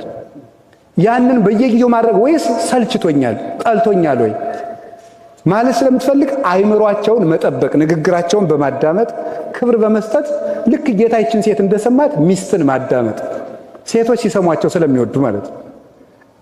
እሺ ሴቶች ደግሞ ለባሎቻቸው ምን ያደርጉ? እኔ ምንም አልጨምርም፣ ቅዱስ ጳውሎስ የሚለውን ብቻ ነው ማመጣ። ወበከመ ቤተ ክርስቲያን ትትእዘዞ ለክርስቶስ ከማሁ አንስትኒ ተአዘዛ ለአምታቲክን። ቤተ ክርስቲያን ለክርስቶስ እንደምትታዘዝ ሚስቶች ወይ ለባሎቻችሁ ታዘዙ። መታዘዝ ነው ባል የሚፈልገው ምንድነው? ባሎች ደግሞ አሁን እኔም ሳገኛቸው በንስሐም በምክር ፈጽሞ አታከብረኝም ነው የሚሉ። በቃ ጥያቄ ማንኛውንም ባል ብትሰሙት በሚስቱ ያለው ቅሬታ አታከብረኝም ነው። ልንገራችሁ በሴቶች ዓለም ዝብዬ ሳነብ ነው የጣሊያን ሴቶች ይወደዳሉ አሉ። ለምንድን ነው አሉ? ወንድ መንከባከብ ስለሚችሉ፣ ካልሲውን ስለምታወልቅለት፣ ኮቱን ተኩሳ ስለምታለብሰው፣ እንደዚያ ስለምታደርግ ክብሩን ስለምትገልጥለት ይወዳል። ማንኛውም ሰው እነሱን ማግባት ይፈልጋል። እና ኢትዮጵያ መጥተው በቅኝ ግዛቱ ጊዜ እነሱም የኢትዮጵያን ሴቶች ይፈልጉ የነበሩትና ብዙ ጊዜ ከኢትዮጵያውያን ያገቡ የነበሩት ወታደሮች አንዱ እኮ በአድዋም ከዚያም በኋላም በጃንሆይ ጊዜ የሚሸነፉ የነበሩት አንዱ ወደ ሴቶች ይገቡ ነበር። ሴቶች ደግሞ የኛ ሴቶች አርበኞች ናቸው። ፈረንጆች ሲመጡ እያሳለፉ ይሰጧቸዋል።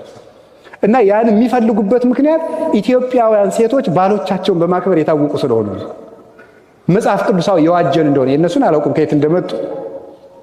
ስለዚህ ባልን ማክበር ሳራ ባሏን ጌታዬ ትለው ነበረ። ሞኝነት እኮ ነው እንጂ አሁን ደግሞ ይሄ ፌሚኒስት መጥቶ የለ እኩልነት እንዴ ምንድን ነው? እኔም እኩል አንተም እኩል፣ እኔ ቁርስ ሰርቻለሁ አንተም ራስ ሰራ። እንደዚህ ባልጅልነት ቢያግዝ ጥሩ ነው። እውነት ነው መተጋገር። ግን ይሄ አጉል እኩልነት ሴት እንደውም ባሏን ባሪያ አድርጋ መግዛት የምትችለው በፍቅር ነው። እሺ እሺ የምትለው ከሆነ እዚያ በኋላ እንደ በግ ሰሎሞን እንደሚለው እንደ በግ አንገቱን ይዛ እየጎተተች መግዛት ትችላለች። ከታዘዘችው እሺ የምትለው ከሆነ ውሳኔውን ካከበረችለት ሴት ባሏን መግዛት ቀላል ነው የሚሆንላት። የማታከብረው ከጓደኞቹ መካከል የምታዋርደው፣ ውሳኔውን የምታቃልል፣ እንግዳ ይዞ ሲመጣ የምታጉረመርም፣ ጓደኞችን የምትንቅ ከሆነ ግን ያው እንግዲህ የሚመጣውን እናንተ ታውቃላችሁ። ስለዚህ ቤተ ክርስቲያን ለክርስቶስ እንደምትታዘዝ ሚስቶች ወይ ደግሞ የሚገርመው አንድ ነገር ይያዙልኝ። ከመዘለ እግዚእነ ለባሎቻችሁ ስትታዘዙ ለክርስቶስ እንደታዘዛችሁ እያሰባችሁ ታዘዙ ማለት ነው። ወይ እንዴት ያለ ጽድቅ እንደሆነ ተመልከቱት። እመቤቴን አብሯት ለሚያድር አብሯት ለሚኖር ሰው እየታዘዘች ግን እንደመናኝ ለክርስቶስ እንደታዘዘች ይቆጠርላታል። ጥሩ ዕድል አይደለም ሴቶች? ለባል መታዘዝ ለክርስቶስ ቀጥታ መታዘዝ ከሆነ እንዴት ይሄን ዕድል ልንንቀው እንችላለን? ሚስትን ማክበር ክርስቶስን ማክበር ከሆነ አካልን ማክበር ከሆነ ከዚህ በላይስ ምን ፍቅር አለ? እንደውም ምን ይላሉ ሊቃውንቱ ዮሐንስ አፈወርቅና ሰው ግን ለምንድን ነው ዘመድ የማያገባ ይልና አይ ዘመድ ዘመድ ነው፣ ሚስት ግን አካል ናት። ስለዚህ ሚስት አካል ስለምትሆን የምትቀርበው ከእናቱ ከአባቱ ከዘመዶች ይልቅ ሚስት ስለሆነች ሚስት ዘመድ ስለምትቀርበው ከሌላ ነው ማግባት ያለበት።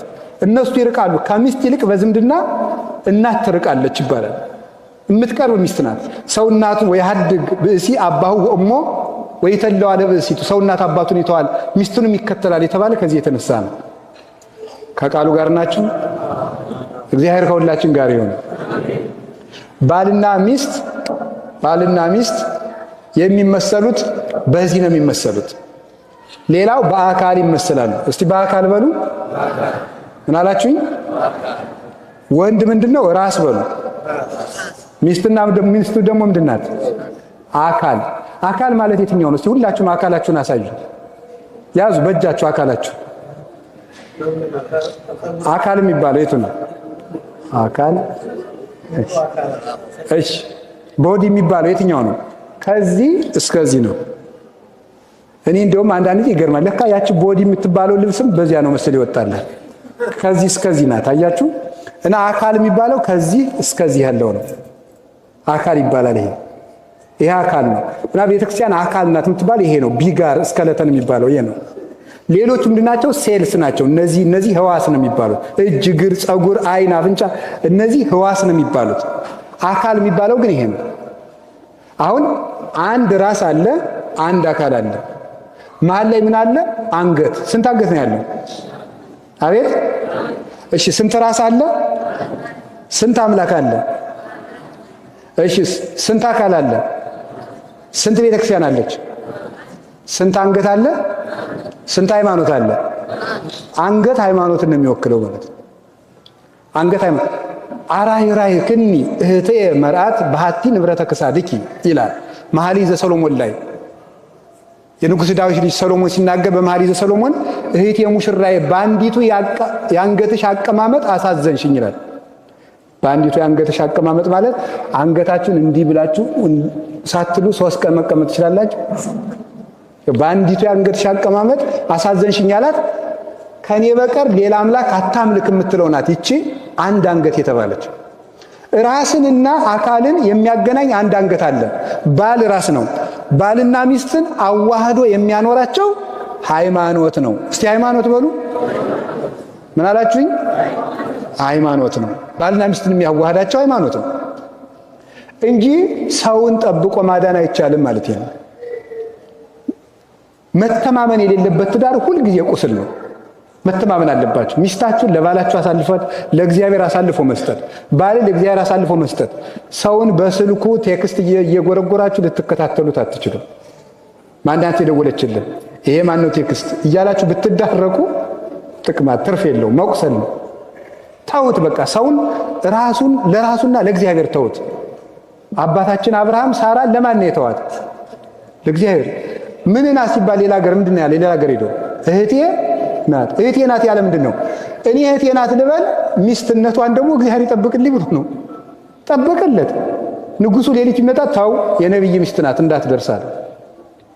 ትዳርን ሃይማኖት ይጠብቀዋል እንጂ ጥርጥር አይጠብቀው። ስለዚህ በሃይማኖት ተዋህዶ መኖር ይገባል። ከቃሉ ጋር ናችሁ? ከቃሉ ጋር ናችሁ? እግዚአብሔር ከሁላችን ጋር ይሁን። በመጨረሻም አንድ ዕለት የሚባለው ስንት ሰዓት ነው? አቤት ስንት ሰዓት ነው? 24 ሰዓት። እሺ ቀኑ ስንት ይሆናል? ሌሊቱ ሰዓት ሁልጊዜ ነው ግን ነው? ሁልጊዜ 12 ነው አይደል? እኩል አይደለም። አሁን አንዳንድ ጊዜ ሌሊቱ ይረዝማል አይደለም እንዴ? 14 ሰዓት ድረስ ይሄዳል። በተለይ አሜሪካ እና አውሮፓ በክረምታቸው ጊዜ ጨለማው ነው የሚረዝመው። ጨለማው እየረዘመ ይሄዳል በክረምቱ ወቅት። አንዳንድ ጊዜ ደግሞ ምን ይሆናል? ብርሃኑ ይረዝማል። አንዳንድ ሰሞን ሚስት መልካም ትሆናለች፣ አንዳንድ ሰሞን ደግሞ ባል መልካም ይሆናል። ዙሮ ግን 24 ሰዓት ናቸው አይደል? ዙሮ ምንድነው? ትዳር ነው ማለት ነው። ሁል ጊዜ ሃይ ኤክስፔክቴሽን የሚባል አይደለም? ይሄንን ማስወገድ ነው። በቃ እንደው እሷ ጋር ከሆንኩኝ ገነት ነው ብለህ አታስብ። እሱ ጋር ከገባው እንደው ተመስገን አይባልም። ሰው ስንት ነገር እኮ ይዞ ነው የሚመጣው። ያስተዳደግ ባክግራውንድ አለው፣ የእውቀት ባክግራውንድ አለው፣ የመንፈሳዊ ልህቀት ደረጃው ያነሰ ሊሆን ይችላል። ጓደኞቹ የሚጭኑበት ነገር አለው፣ አካባቢው የሚጭንበት ነገር አለው፣ ኑሮው ራሱ የሚጭንበት መንገድ አለው። ሰይጣን ራሱን የቻለ ፈተና ይጭንበታል። ሰው በዚህ ሁሉ መከራ ተከቦ የሚኖር ሰው ነው እና ስህተትን ማለፍ መልመድ አለብን። ስህተትን ማለፍ፣ ሰውን እንደ መልአክ አለመጠበቅ፣ እንዲሳሳት መፍቀድ ያስፈልጋል። ይሄው እንደሆነ ትዳሩ ቅዱስ ሆኖ ከእግዚአብሔር የሚያደርስ ይሆናል። ከቃሉ ጋር ናችሁን? ከቃሉ ጋር ናችሁ? እግዚአብሔር ከሁላችን ጋር ይሁን። እንደዚያ ከሆነ ከውሃ ዳር መታጨት ምንድን ነው? እስኪ አንድ ጊዜ በሉ ከውሃ ዳር መታጨት በሉ። ከውሃ ዳር መታጨት። ከውሃ ዳር መታጨት ማለት መሰላችሁ? ያዕቆብ የክርስቶስ ምሳሌ ነው። ይስሐቅ የክርስቶስ ምሳሌ ነው። ዮሴፍ የክርስቶስ ምሳሌ ነው። ውሃ የቃለ እግዚአብሔርና የጥምቀት ምሳሌ ነው። ጉድጓድ የቤተ ክርስቲያን ምሳሌ ናት። ልክ አባቶቻችን እነዚያ ታላላቆች ይስሐቅ፣ ያዕቆብ፣ ሙሴ ሶስቱ ሚስቶቻቸውን ከውሃ ዳር እንዳጩ ክርስቶስ ነፍስን የሚያጫት ቃለ እግዚአብሔር ስትቀዳ ሲያገኛት ነው። ነፍስን የሚያጫት ክርስቶስ ነፍስን የሚያጫት ከጥምቀት ውስጥ ሲያገኛት ነው። ያን ጊዜ ክርስቶስ ሙሽራ ለመሆን ትጣቻለች። ለዚህ ነው ቅዱስ ጳውሎስ ፋርኩክሙ ለኩልክሙ ለአሐዱ ምት፣ ሁላችሁንም ለአንድ ሙሽራ አጫችኋለሁ ዘውቱ ክርስቶስ፣ እርሱም ክርስቶስ ነው ይላል። ሰው ለክብር የሚታጨው ውሃ ሲቀዳ ተገኝቶ ነው። ለጵጵስና የሚታጨው ውሃ ሲቀዳ የተገኘው ነው። ውሃ ምንድን ነው? እወቁ እናንተ ቤተክርስቲያናችሁን። ቃለ እግዚአብሔር አትሉ? ውሃ ምንድን ነው? ቃለ እግዚአብሔር በሉ። ጉድጓድ ማናት? ቤተ ክርስቲያን። ስለዚህ ውሃ ሲቀዳ የተገኘው ለክብር ይታጫል። ቃለ እግዚአብሔር ሲቀዳ የሚገኘውን ለሹመት፣ ለክብር፣ ለቅስና፣ ለዲቁና ያጩታል። ኢይኩን አሐዱሂ ቀሲሰ ዘያእመረ መጻሕፍተ አምላካውያተ ወፈድፋደሰ አርባዕተ ወንጌላተ። አምላክ ወዶ ያጻፋቸውን ቅዱሳት መጻሕፍትን ያልተማረ ቅስና አይሾምም። ይልቁንም አራቱን ወንጌል እንኳን ያልተማረ ዲያቆንም እንደዚሁ። ስለዚህ ውሃ ሲቀዳ የተገኘው ነው የሚመረጠው። በጥምቀት ያጨናል፣ በቃለ እግዚአብሔር ያጨናል። እናንተንም እንደዚሁ የሚያጫችሁ አንድ በጥምቀት ተገኝታችኋል። ሁለተኛ በሕይወታችሁ ዘመን ሁሉ ቃለ እግዚአብሔር ስትቀዱ የምትኖሩ ከሆነ ክርስቶስ እንደዚህ ሴት ለሙሽርትነት ያጫችኋል። ቃለ እግዚአብሔር ሁል ጊዜ ቅዱ። ከዚያ የሕይወትን ውሃ ታገኙታላችሁ። የሕይወት ውሃ ያለው ራሱን ነው። አንድ ጊዜ ተጠጥቶ የማያስጠማ ውሃ ያለው ለምንድን ነው? ዓለም ሁሉን ነገር መልሳ ታስጠማናለች። ምሳሌ ልንገራችሁ። ኢትዮጵያ ያለ ሰው እስራኤል ብሄድ ቴል አቪቭ ቢኖር ጥሩ ነው ቢል ደግሞ መልሶ ደግሞ አይ ካናዳ ብሄድ ጥሩ ነው ያሰኛል።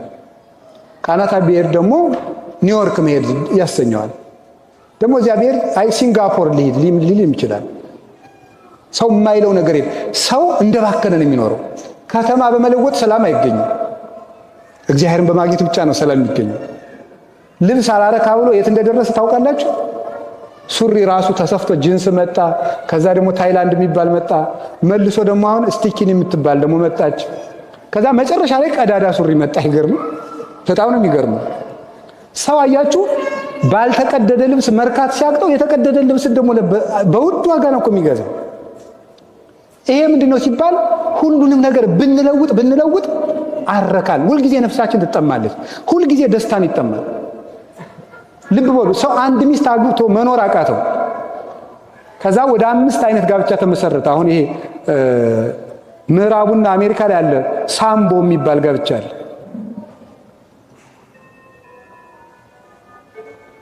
ጋብቻ ወደ ስንት ነው የደረሰ? 12 ደርሷል አይነቱ አሁን ማለት ነው። ተጋብተናል ሲል አሜሪካ ብትሄዱ በምን ልትባሉ ትችላላችሁ? እና ያ ምንድነው? ሰው በሙድ 5 ሴትና 4 ወንድ አብሮ ይጋባሉ። ሴትና ወንድ አግብቶ መርካት አቃተው አይደል? ይሄን ምን አደረገ? ከሚስቱ ውጭ ሌላ ሄደ፣ ከባሏ ውጭ ሌላ ሄደች። በዚህም ደስታ ጠፋ። ምን ተደረገ? ብዙ ሴት ብዙ ወንድ ነው ተጋባ። በዚህም ደስታ ጠፋ። ምን ተደረገ? ሴትና ሴት ተጋባ፣ ወንድና ወንድ ተጋባ። በዚህም ደስታ ጠፋ። ሰዎች እንስሳትን አገቡ። እኔ አሁን ሳነብ ነበር አንድ የታተመ ጥናታዊ ጽሑፍ ነው። ሴትዮቱ ራሷን አግብታ ጃፓን ውስጥ ራሷን አግብታ በጣም ግርም የሚያደርግ ሰርግ እንደዚህ ባልሽ ማን ነው? እኔ ይሄ ምንድነው ሲባል ሰዎች በዓለም ላይ የሚባክኑለት ነገር ደስታን ፍለጋ ነው። እና ደስታ ሰዎች የሚኖሩት ለደስታ ነው። ሌላው ቀርቶ ታውቃላችሁ በጣም ብዙ የኢንተርኔት መተግበሪያዎች የመጡት ለምንድን ነው? ሰዎች መርካት ስላቃታቸው ነው። ሰዎች ብዙ ሰዎችን ካህን መሆን አያሰማው ነገር የለም። ብዙ ወጣቶች እየመጡ ሲነግሩኝ ይሰማለሁ ነው። ሌሊቱን ሙሉ ከፌስቡክ ወጥቶ ቴሌግራም፣ ከቴሌግራም ወጥቶ ዩቲዩብ፣ ከዩቲዩብ ወጥቶ ትዊተር፣ ከትዊተር ወጥቶ ኢንስታግራም፣ በዚህ ሁሉ ሲባክን 10 ሰዓት ሌሊት ይነጋል። ከዚያ በኋላ እንደናወዘ ደግሞ የሚያስብበት ነገን አያስብ፣ ትናንት ትዝ አይለው፣ ዛሬ ትዝ አይለው፣ እቅድ የለው፣ የሰማይ ቤቱን አያስብ። ይሄ ሁሉ ምንድነው? ደስታ ፍለጋ ነው። እና የእግዚአብሔር ቤተሰቦች ልንገራችሁ፣ ደስታን መጥገብ ከፈለጋችሁ ያ ደስታ ክርስቶስ ነው፣ ሌላ የለም። ምንም ብትባክኑ በጣም ብዙ ዘፈኖችን ስላዳመጣችሁ ጭፈራ ቤት ስለሄዳችሁ ደስታን አታገኟትም። ደስታ ክርስቶስ ነው። እስመ ዘበኀቤከ የዐርፍ ነጸሮተ ኩሉ ነባብያን። የአይኳትያን መላእክት የደቂቀ አዳም ሁሉ አይን የሚያርፈው አንተን ሲያይ ነው ይላል። የሰው ልቡ የሚያርፈው ክርስቶስን ሲያይ ብቻ ነው። ምንም ነገር ብታዩ ስታዩ ትኖራላችሁ እንጂ አይናችሁ ሊጠግብ አይችልም። የምናየው ክርስቶስን ያየለት ነው። አያችሁ እንደዚያ ሲል የጠገባል ሰው አልሰማችሁ? አረጋዊ ስምዖን ጌታን ታቀፋላ ምንድን ነው ያለው? ይዜ ተስዕሮ ለገብርከ፣ ዛሬ ባሪያህን ታሰናብተዋል። ለምን? እስመ ርእየ አዕይንተ ያድኅኖተከ፣ አይኖቼ ማዳንህን አይተዋል። በቃ ክርስቶስን ሲያይ ይሄ ሰው ምን አለ? እድሜ በቀኛል። አንድ ሰው ሊረካ የሚችለው ክርስቶስን ሲያይ ነው። ልብ ልንገራችሁ፣ ከክርስቶስ እንዲደርስ የተፈጠረ መንገደኛ ነው። ከክርስቶስ እስከምንደርስ ድረስ ልባችን ምንም ነገር ብናቀርብለት ሊረካ አይችልም። ልብስ ለውጡለት፣ ምግብ ለውጡለት፣ ጥሩ ቤት ስሩለት፣ ጥሩ መኪና ግዙለት፣ ልባችሁ ሊያርፍ አይችልም። የሚያርፈው ክርስቶስን ስታገኙ ብቻ ነው። የሕይወት ውሃ በሉ እስቲ። ምን አላችሁኝ? ምን አላችሁኝ? ስለዚህ ዘፈኑ፣ ጭፈራው፣ ይሄ አጓጉል ክህደቱ፣ ስካሩ፣ መዝናናቱ፣ ዝሙቱ፣ እንደዚህ ያለው ነገር ሁሉ የሞት ውሃ ነው። የሕይወት ውሃ ክርስቶስ ነው። ቃለ እግዚአብሔር ነው። ቅዱስ ሥጋው ክቡር ደሙ ነው። ያን ውሃ ስታገኙ ልባችሁ ይረጋል። በእውከት ውስጥ በሰላም ትኖራላችሁ። ቅዱስ ዳዊት ያገኛትን ሰላም እናገኛታለን ሲል ሰምታችሁታል። ምንድን አለው? እግዚአብሔር ያፈርህ ሊተ ምንትኑ ያፈራሃኒ፣ እግዚአብሔር ምእመን አለ ሕይወቴ ወምንትኑ ያደነግጸኒ፣ እመኒ ጸብአኒ ተአይን ይፈራሃኒ ልቤ። እግዚአብሔር ብርሃኔ ነው፣ ምን ያስደነግጠኛል? እግዚአብሔር የሕይወቴ መታመኛዋ ነው። ከተማ እንኳን ቢከበኝ ልቤ አይደነግጥብኝም ይላል። እግዚአብሔርን ያላገኘች ነፍስ ደግሞ በቅጠል ኮሽታ ሁሉ ትደነግጣለች። ሰዎች ሁሉ ኃጢአታችንን ያወቁብን ይመስለናል። ቀድመን እኛ እንሸሻለን።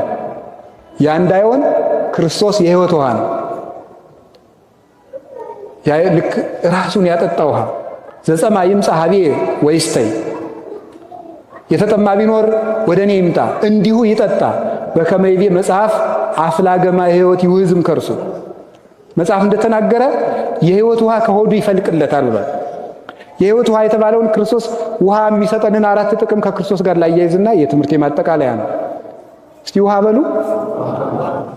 ውሃ አንደኛ ደብዳቤን ይደመስሳል። እስኪ በሉ ደብዳቤን ምን ያደርጋል? አቤት ደብዳቤ ጽፋችሁ ውሃ ውስጥ ብትጥሉት ምን ይላል? አቤት ኃጢአታችን ለክርስቶስ ስንናዘዝ፣ ለንስሐ አባታችን ስንነግረው የኃጢአታችን ደብዳቤ በማን ውሃ ውስጥ ነው የሚወድቀው? በክርስቶስ ውሃነት ነው የሚወድቀው። ውሃ ውስጥ የተጣለ ደብዳቤ መልሶ እንደማይነበብ ሁሉ አንድን ኃጢአት ለካህን ከተናዘዛችሁት በኋላ መልሶ አያስጠይቃችሁም። ለምን? የሚደመስሰው የሕይወት ውሃ ክርስቶስ ስለሆነ ነው። የማያስጠማ ምንድነው? አኮ ግብር ከመሊቃነ ካህናት ዘቀዲሙ እዛ ላያቀርቡ ቀድመ በኢንተ ርእሶሙ ወድኅረ በኢንተ ሕዝብ፣ አስቀድመው ስለ ራሳቸው በኋላ ስለ ሕዝቡ ዕለት ዕለት መስዋዕት እንደሚያቀርቡ እንደ ብሉይ ሊቃነ ካህናት መስዋዕት ዕለት ዕለት አያቀርቡም።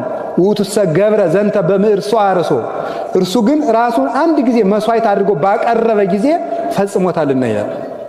በምዕርሶ አርሶ አንድ ጊዜ የሚለውን ሲተረጉመው ቅዱስ ዮሐንስ አፈወርቅ ደካማ መድኃኒት ሲደጋገም ይኖራል ይላል። ሐኪሞች ጧት 3 ማታ 3 የሚሉት ክርስቶስ ግን አንድ መድኃኒት ነውና አልተደጋገመም፣ አንድ ጊዜ ብቻ ተሰቀለ ይላል። ክርስቶስን ያገኘ ሰው ጽኑ ፈውስ ያገኛል።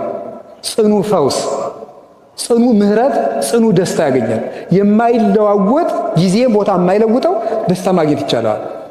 ስለዚህ አንድ ጊዜ በክርስቶስ የተሰረየ ኃጢአት መልሶ አያስጠይቅም እና ንስሐ ከገባን በኋላ እንደ እውነት ይቅር ብሎኝ ይሆን እያለ እያጠራጠረ ደግሞ መልሰን ሌላ ጊዜ እንደውም አንዳንዱ ሰው ከተማ የተናዘዘውን ኃጢአት ደግሞ ገዳም ሄዶ ይናዘዘዋል። ለምንድነው? ይቅር ያልተባልኩ እየመሰለው ነው። እንዳይመስላችሁ አንድ ጊዜ በክርስቶስ ውሃ ውስጥ ተጥሏል። ለአንድ ካህን የነገራችሁት ኃጢአት ከተማ ያለ ቄስም ይሁን ሻሽ ጠመጠመም ይሁን ቆብ ያረገም ይሁን ለአንድ ካህን የነገራችሁት ኃጢአት በክርስቶስ ውሃ ውስጥ ሰጥሟል። ያንን የምናገኘው የሕይወት ውሃ ያሰኘው እሱ ነው። ሁለተኛ ውሃ ደረቅን ያለመልማል። ይህ ማለት ምንም የማይረባ የሆነ ሰውን ክርስቶስ ለልምላሜ ለፍሬ ያበቃዋል። ቅዳሴ ስንገባ አንድ የሚባል ነገር ላስታውሳችሁ ደስ የሚል ነው። እመቦብሲ ብሎ ምንድን ነው? ዘዋ ቤተ ክርስቲያን በጊዜ ቅዳሴ ወይ ቆይ እስቲ ኩሉ ተገብራ ለጽድቅ ጻድቅ ውእቱ ወዘያከብር ሰንበተ ኢይበል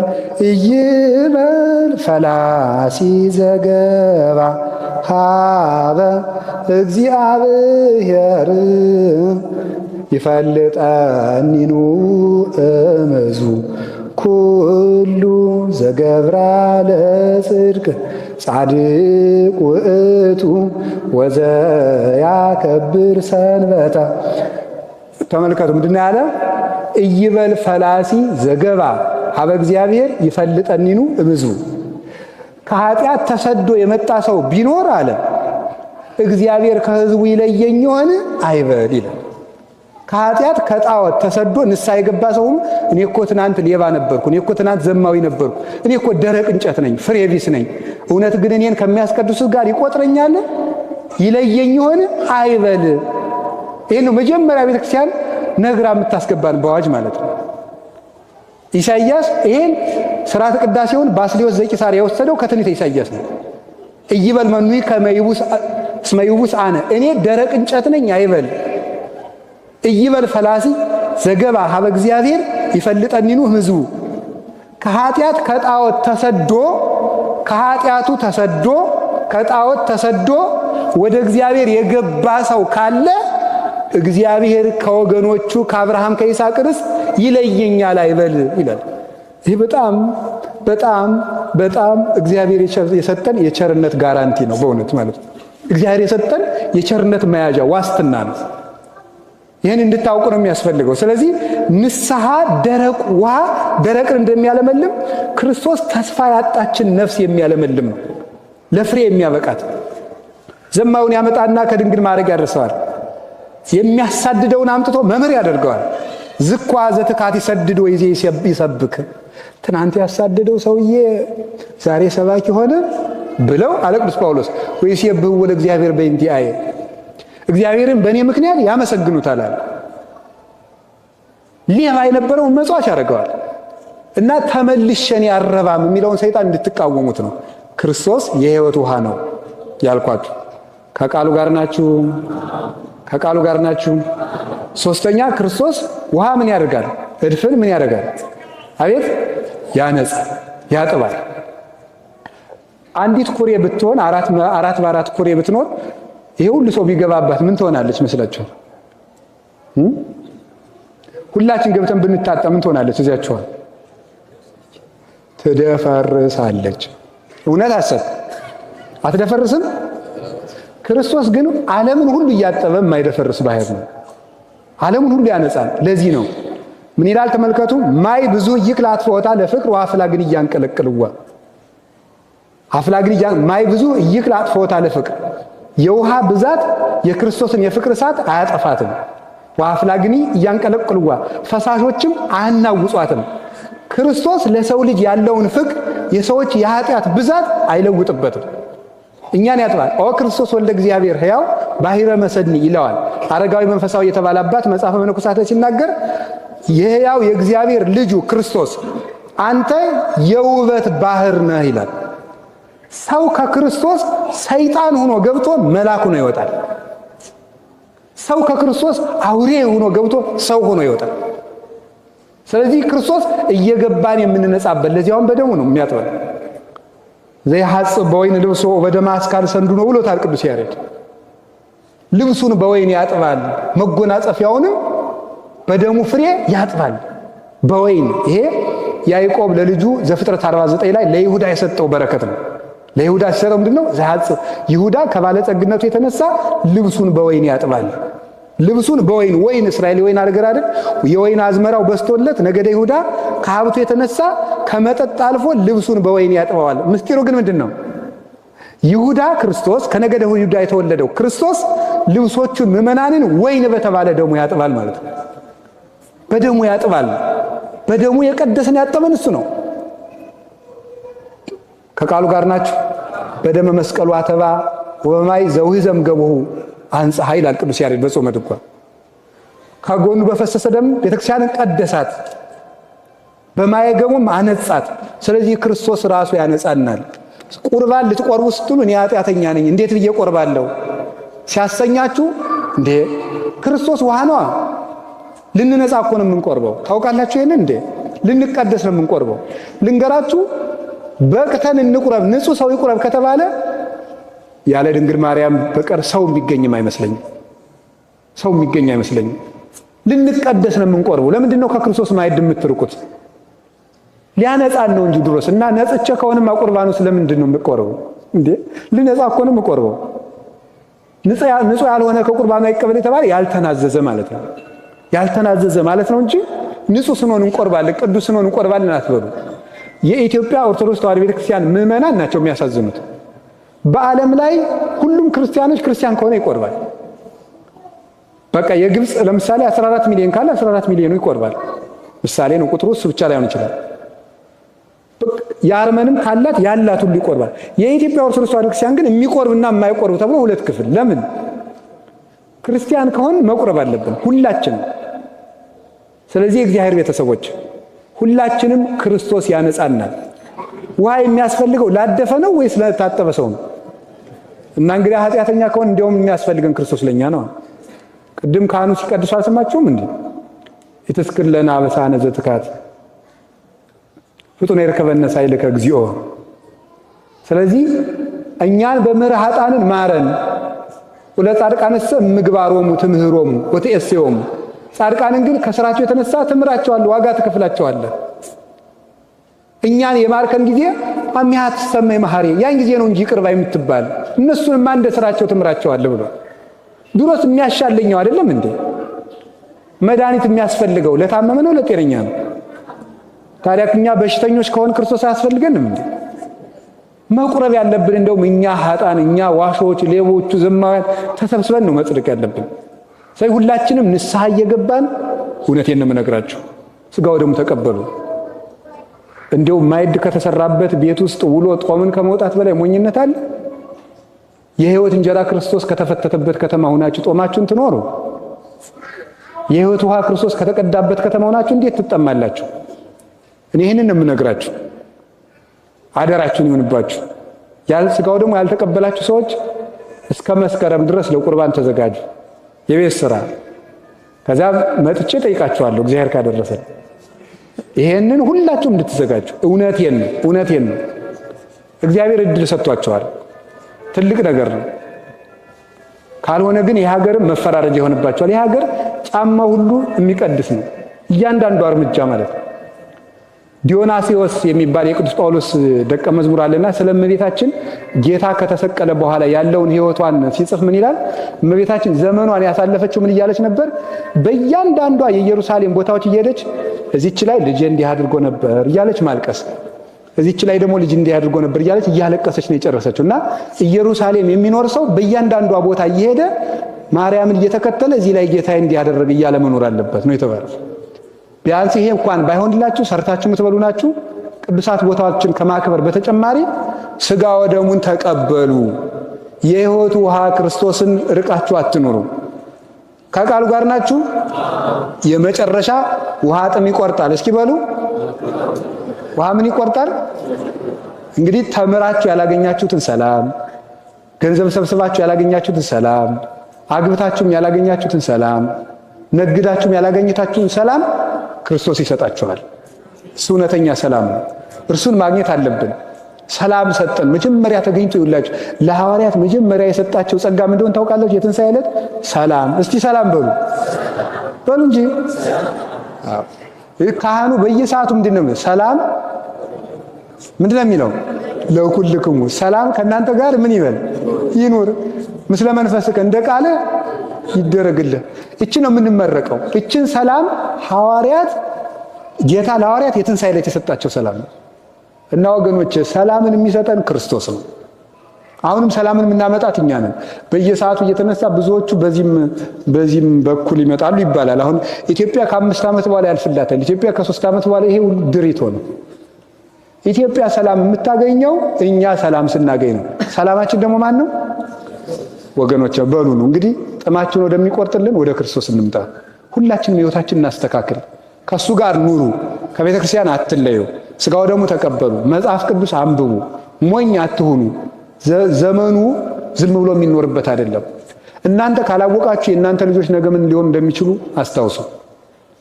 ልጆቻችሁ ነገ በፓጋኒዝም፣ በኤቲዝም፣ በኢስላሚክ ዶክትሪን፣ በፕሮቴስታንቲዝም፣ በሴታኒዝም በዚህ ሁሉ ጥያቄ ተተብትበው ነው የሚያድጉ። ምን እንደምትመልሱላችሁ እንጃላችሁ። አታነቡማ? ምን እንደምትመልሱላቸው እስቲ ነገ ገዝታችሁ በምትሰጧቸው ስልክ ስለ ሰይጣን ይሰበካል። ስለ ሰይጣን ዝሙት አለ እዚያ ውስጥ። ያን ጊዜ እነዚህ ልጆች ማን እንደሚመልሳቸው አታነቡምና አንብቡ። በቀን አንዳንድ ምዕራፍ መጽሐፍ ቅዱስ አንብቡ። የእግዚአብሔር ቃል ሰላም ይሰጣችኋል። ኖን ማይቶት ለእግሬ ሕግ ከብርሃን ለፍኖቴ፣ ሕግህ ለእግሬ መብራት ለመንገዴም ብርሃን ነው። ስለዚህ ጌታችን ኢየሱስ ክርስቶስ የሕይወት ውሃ ነው።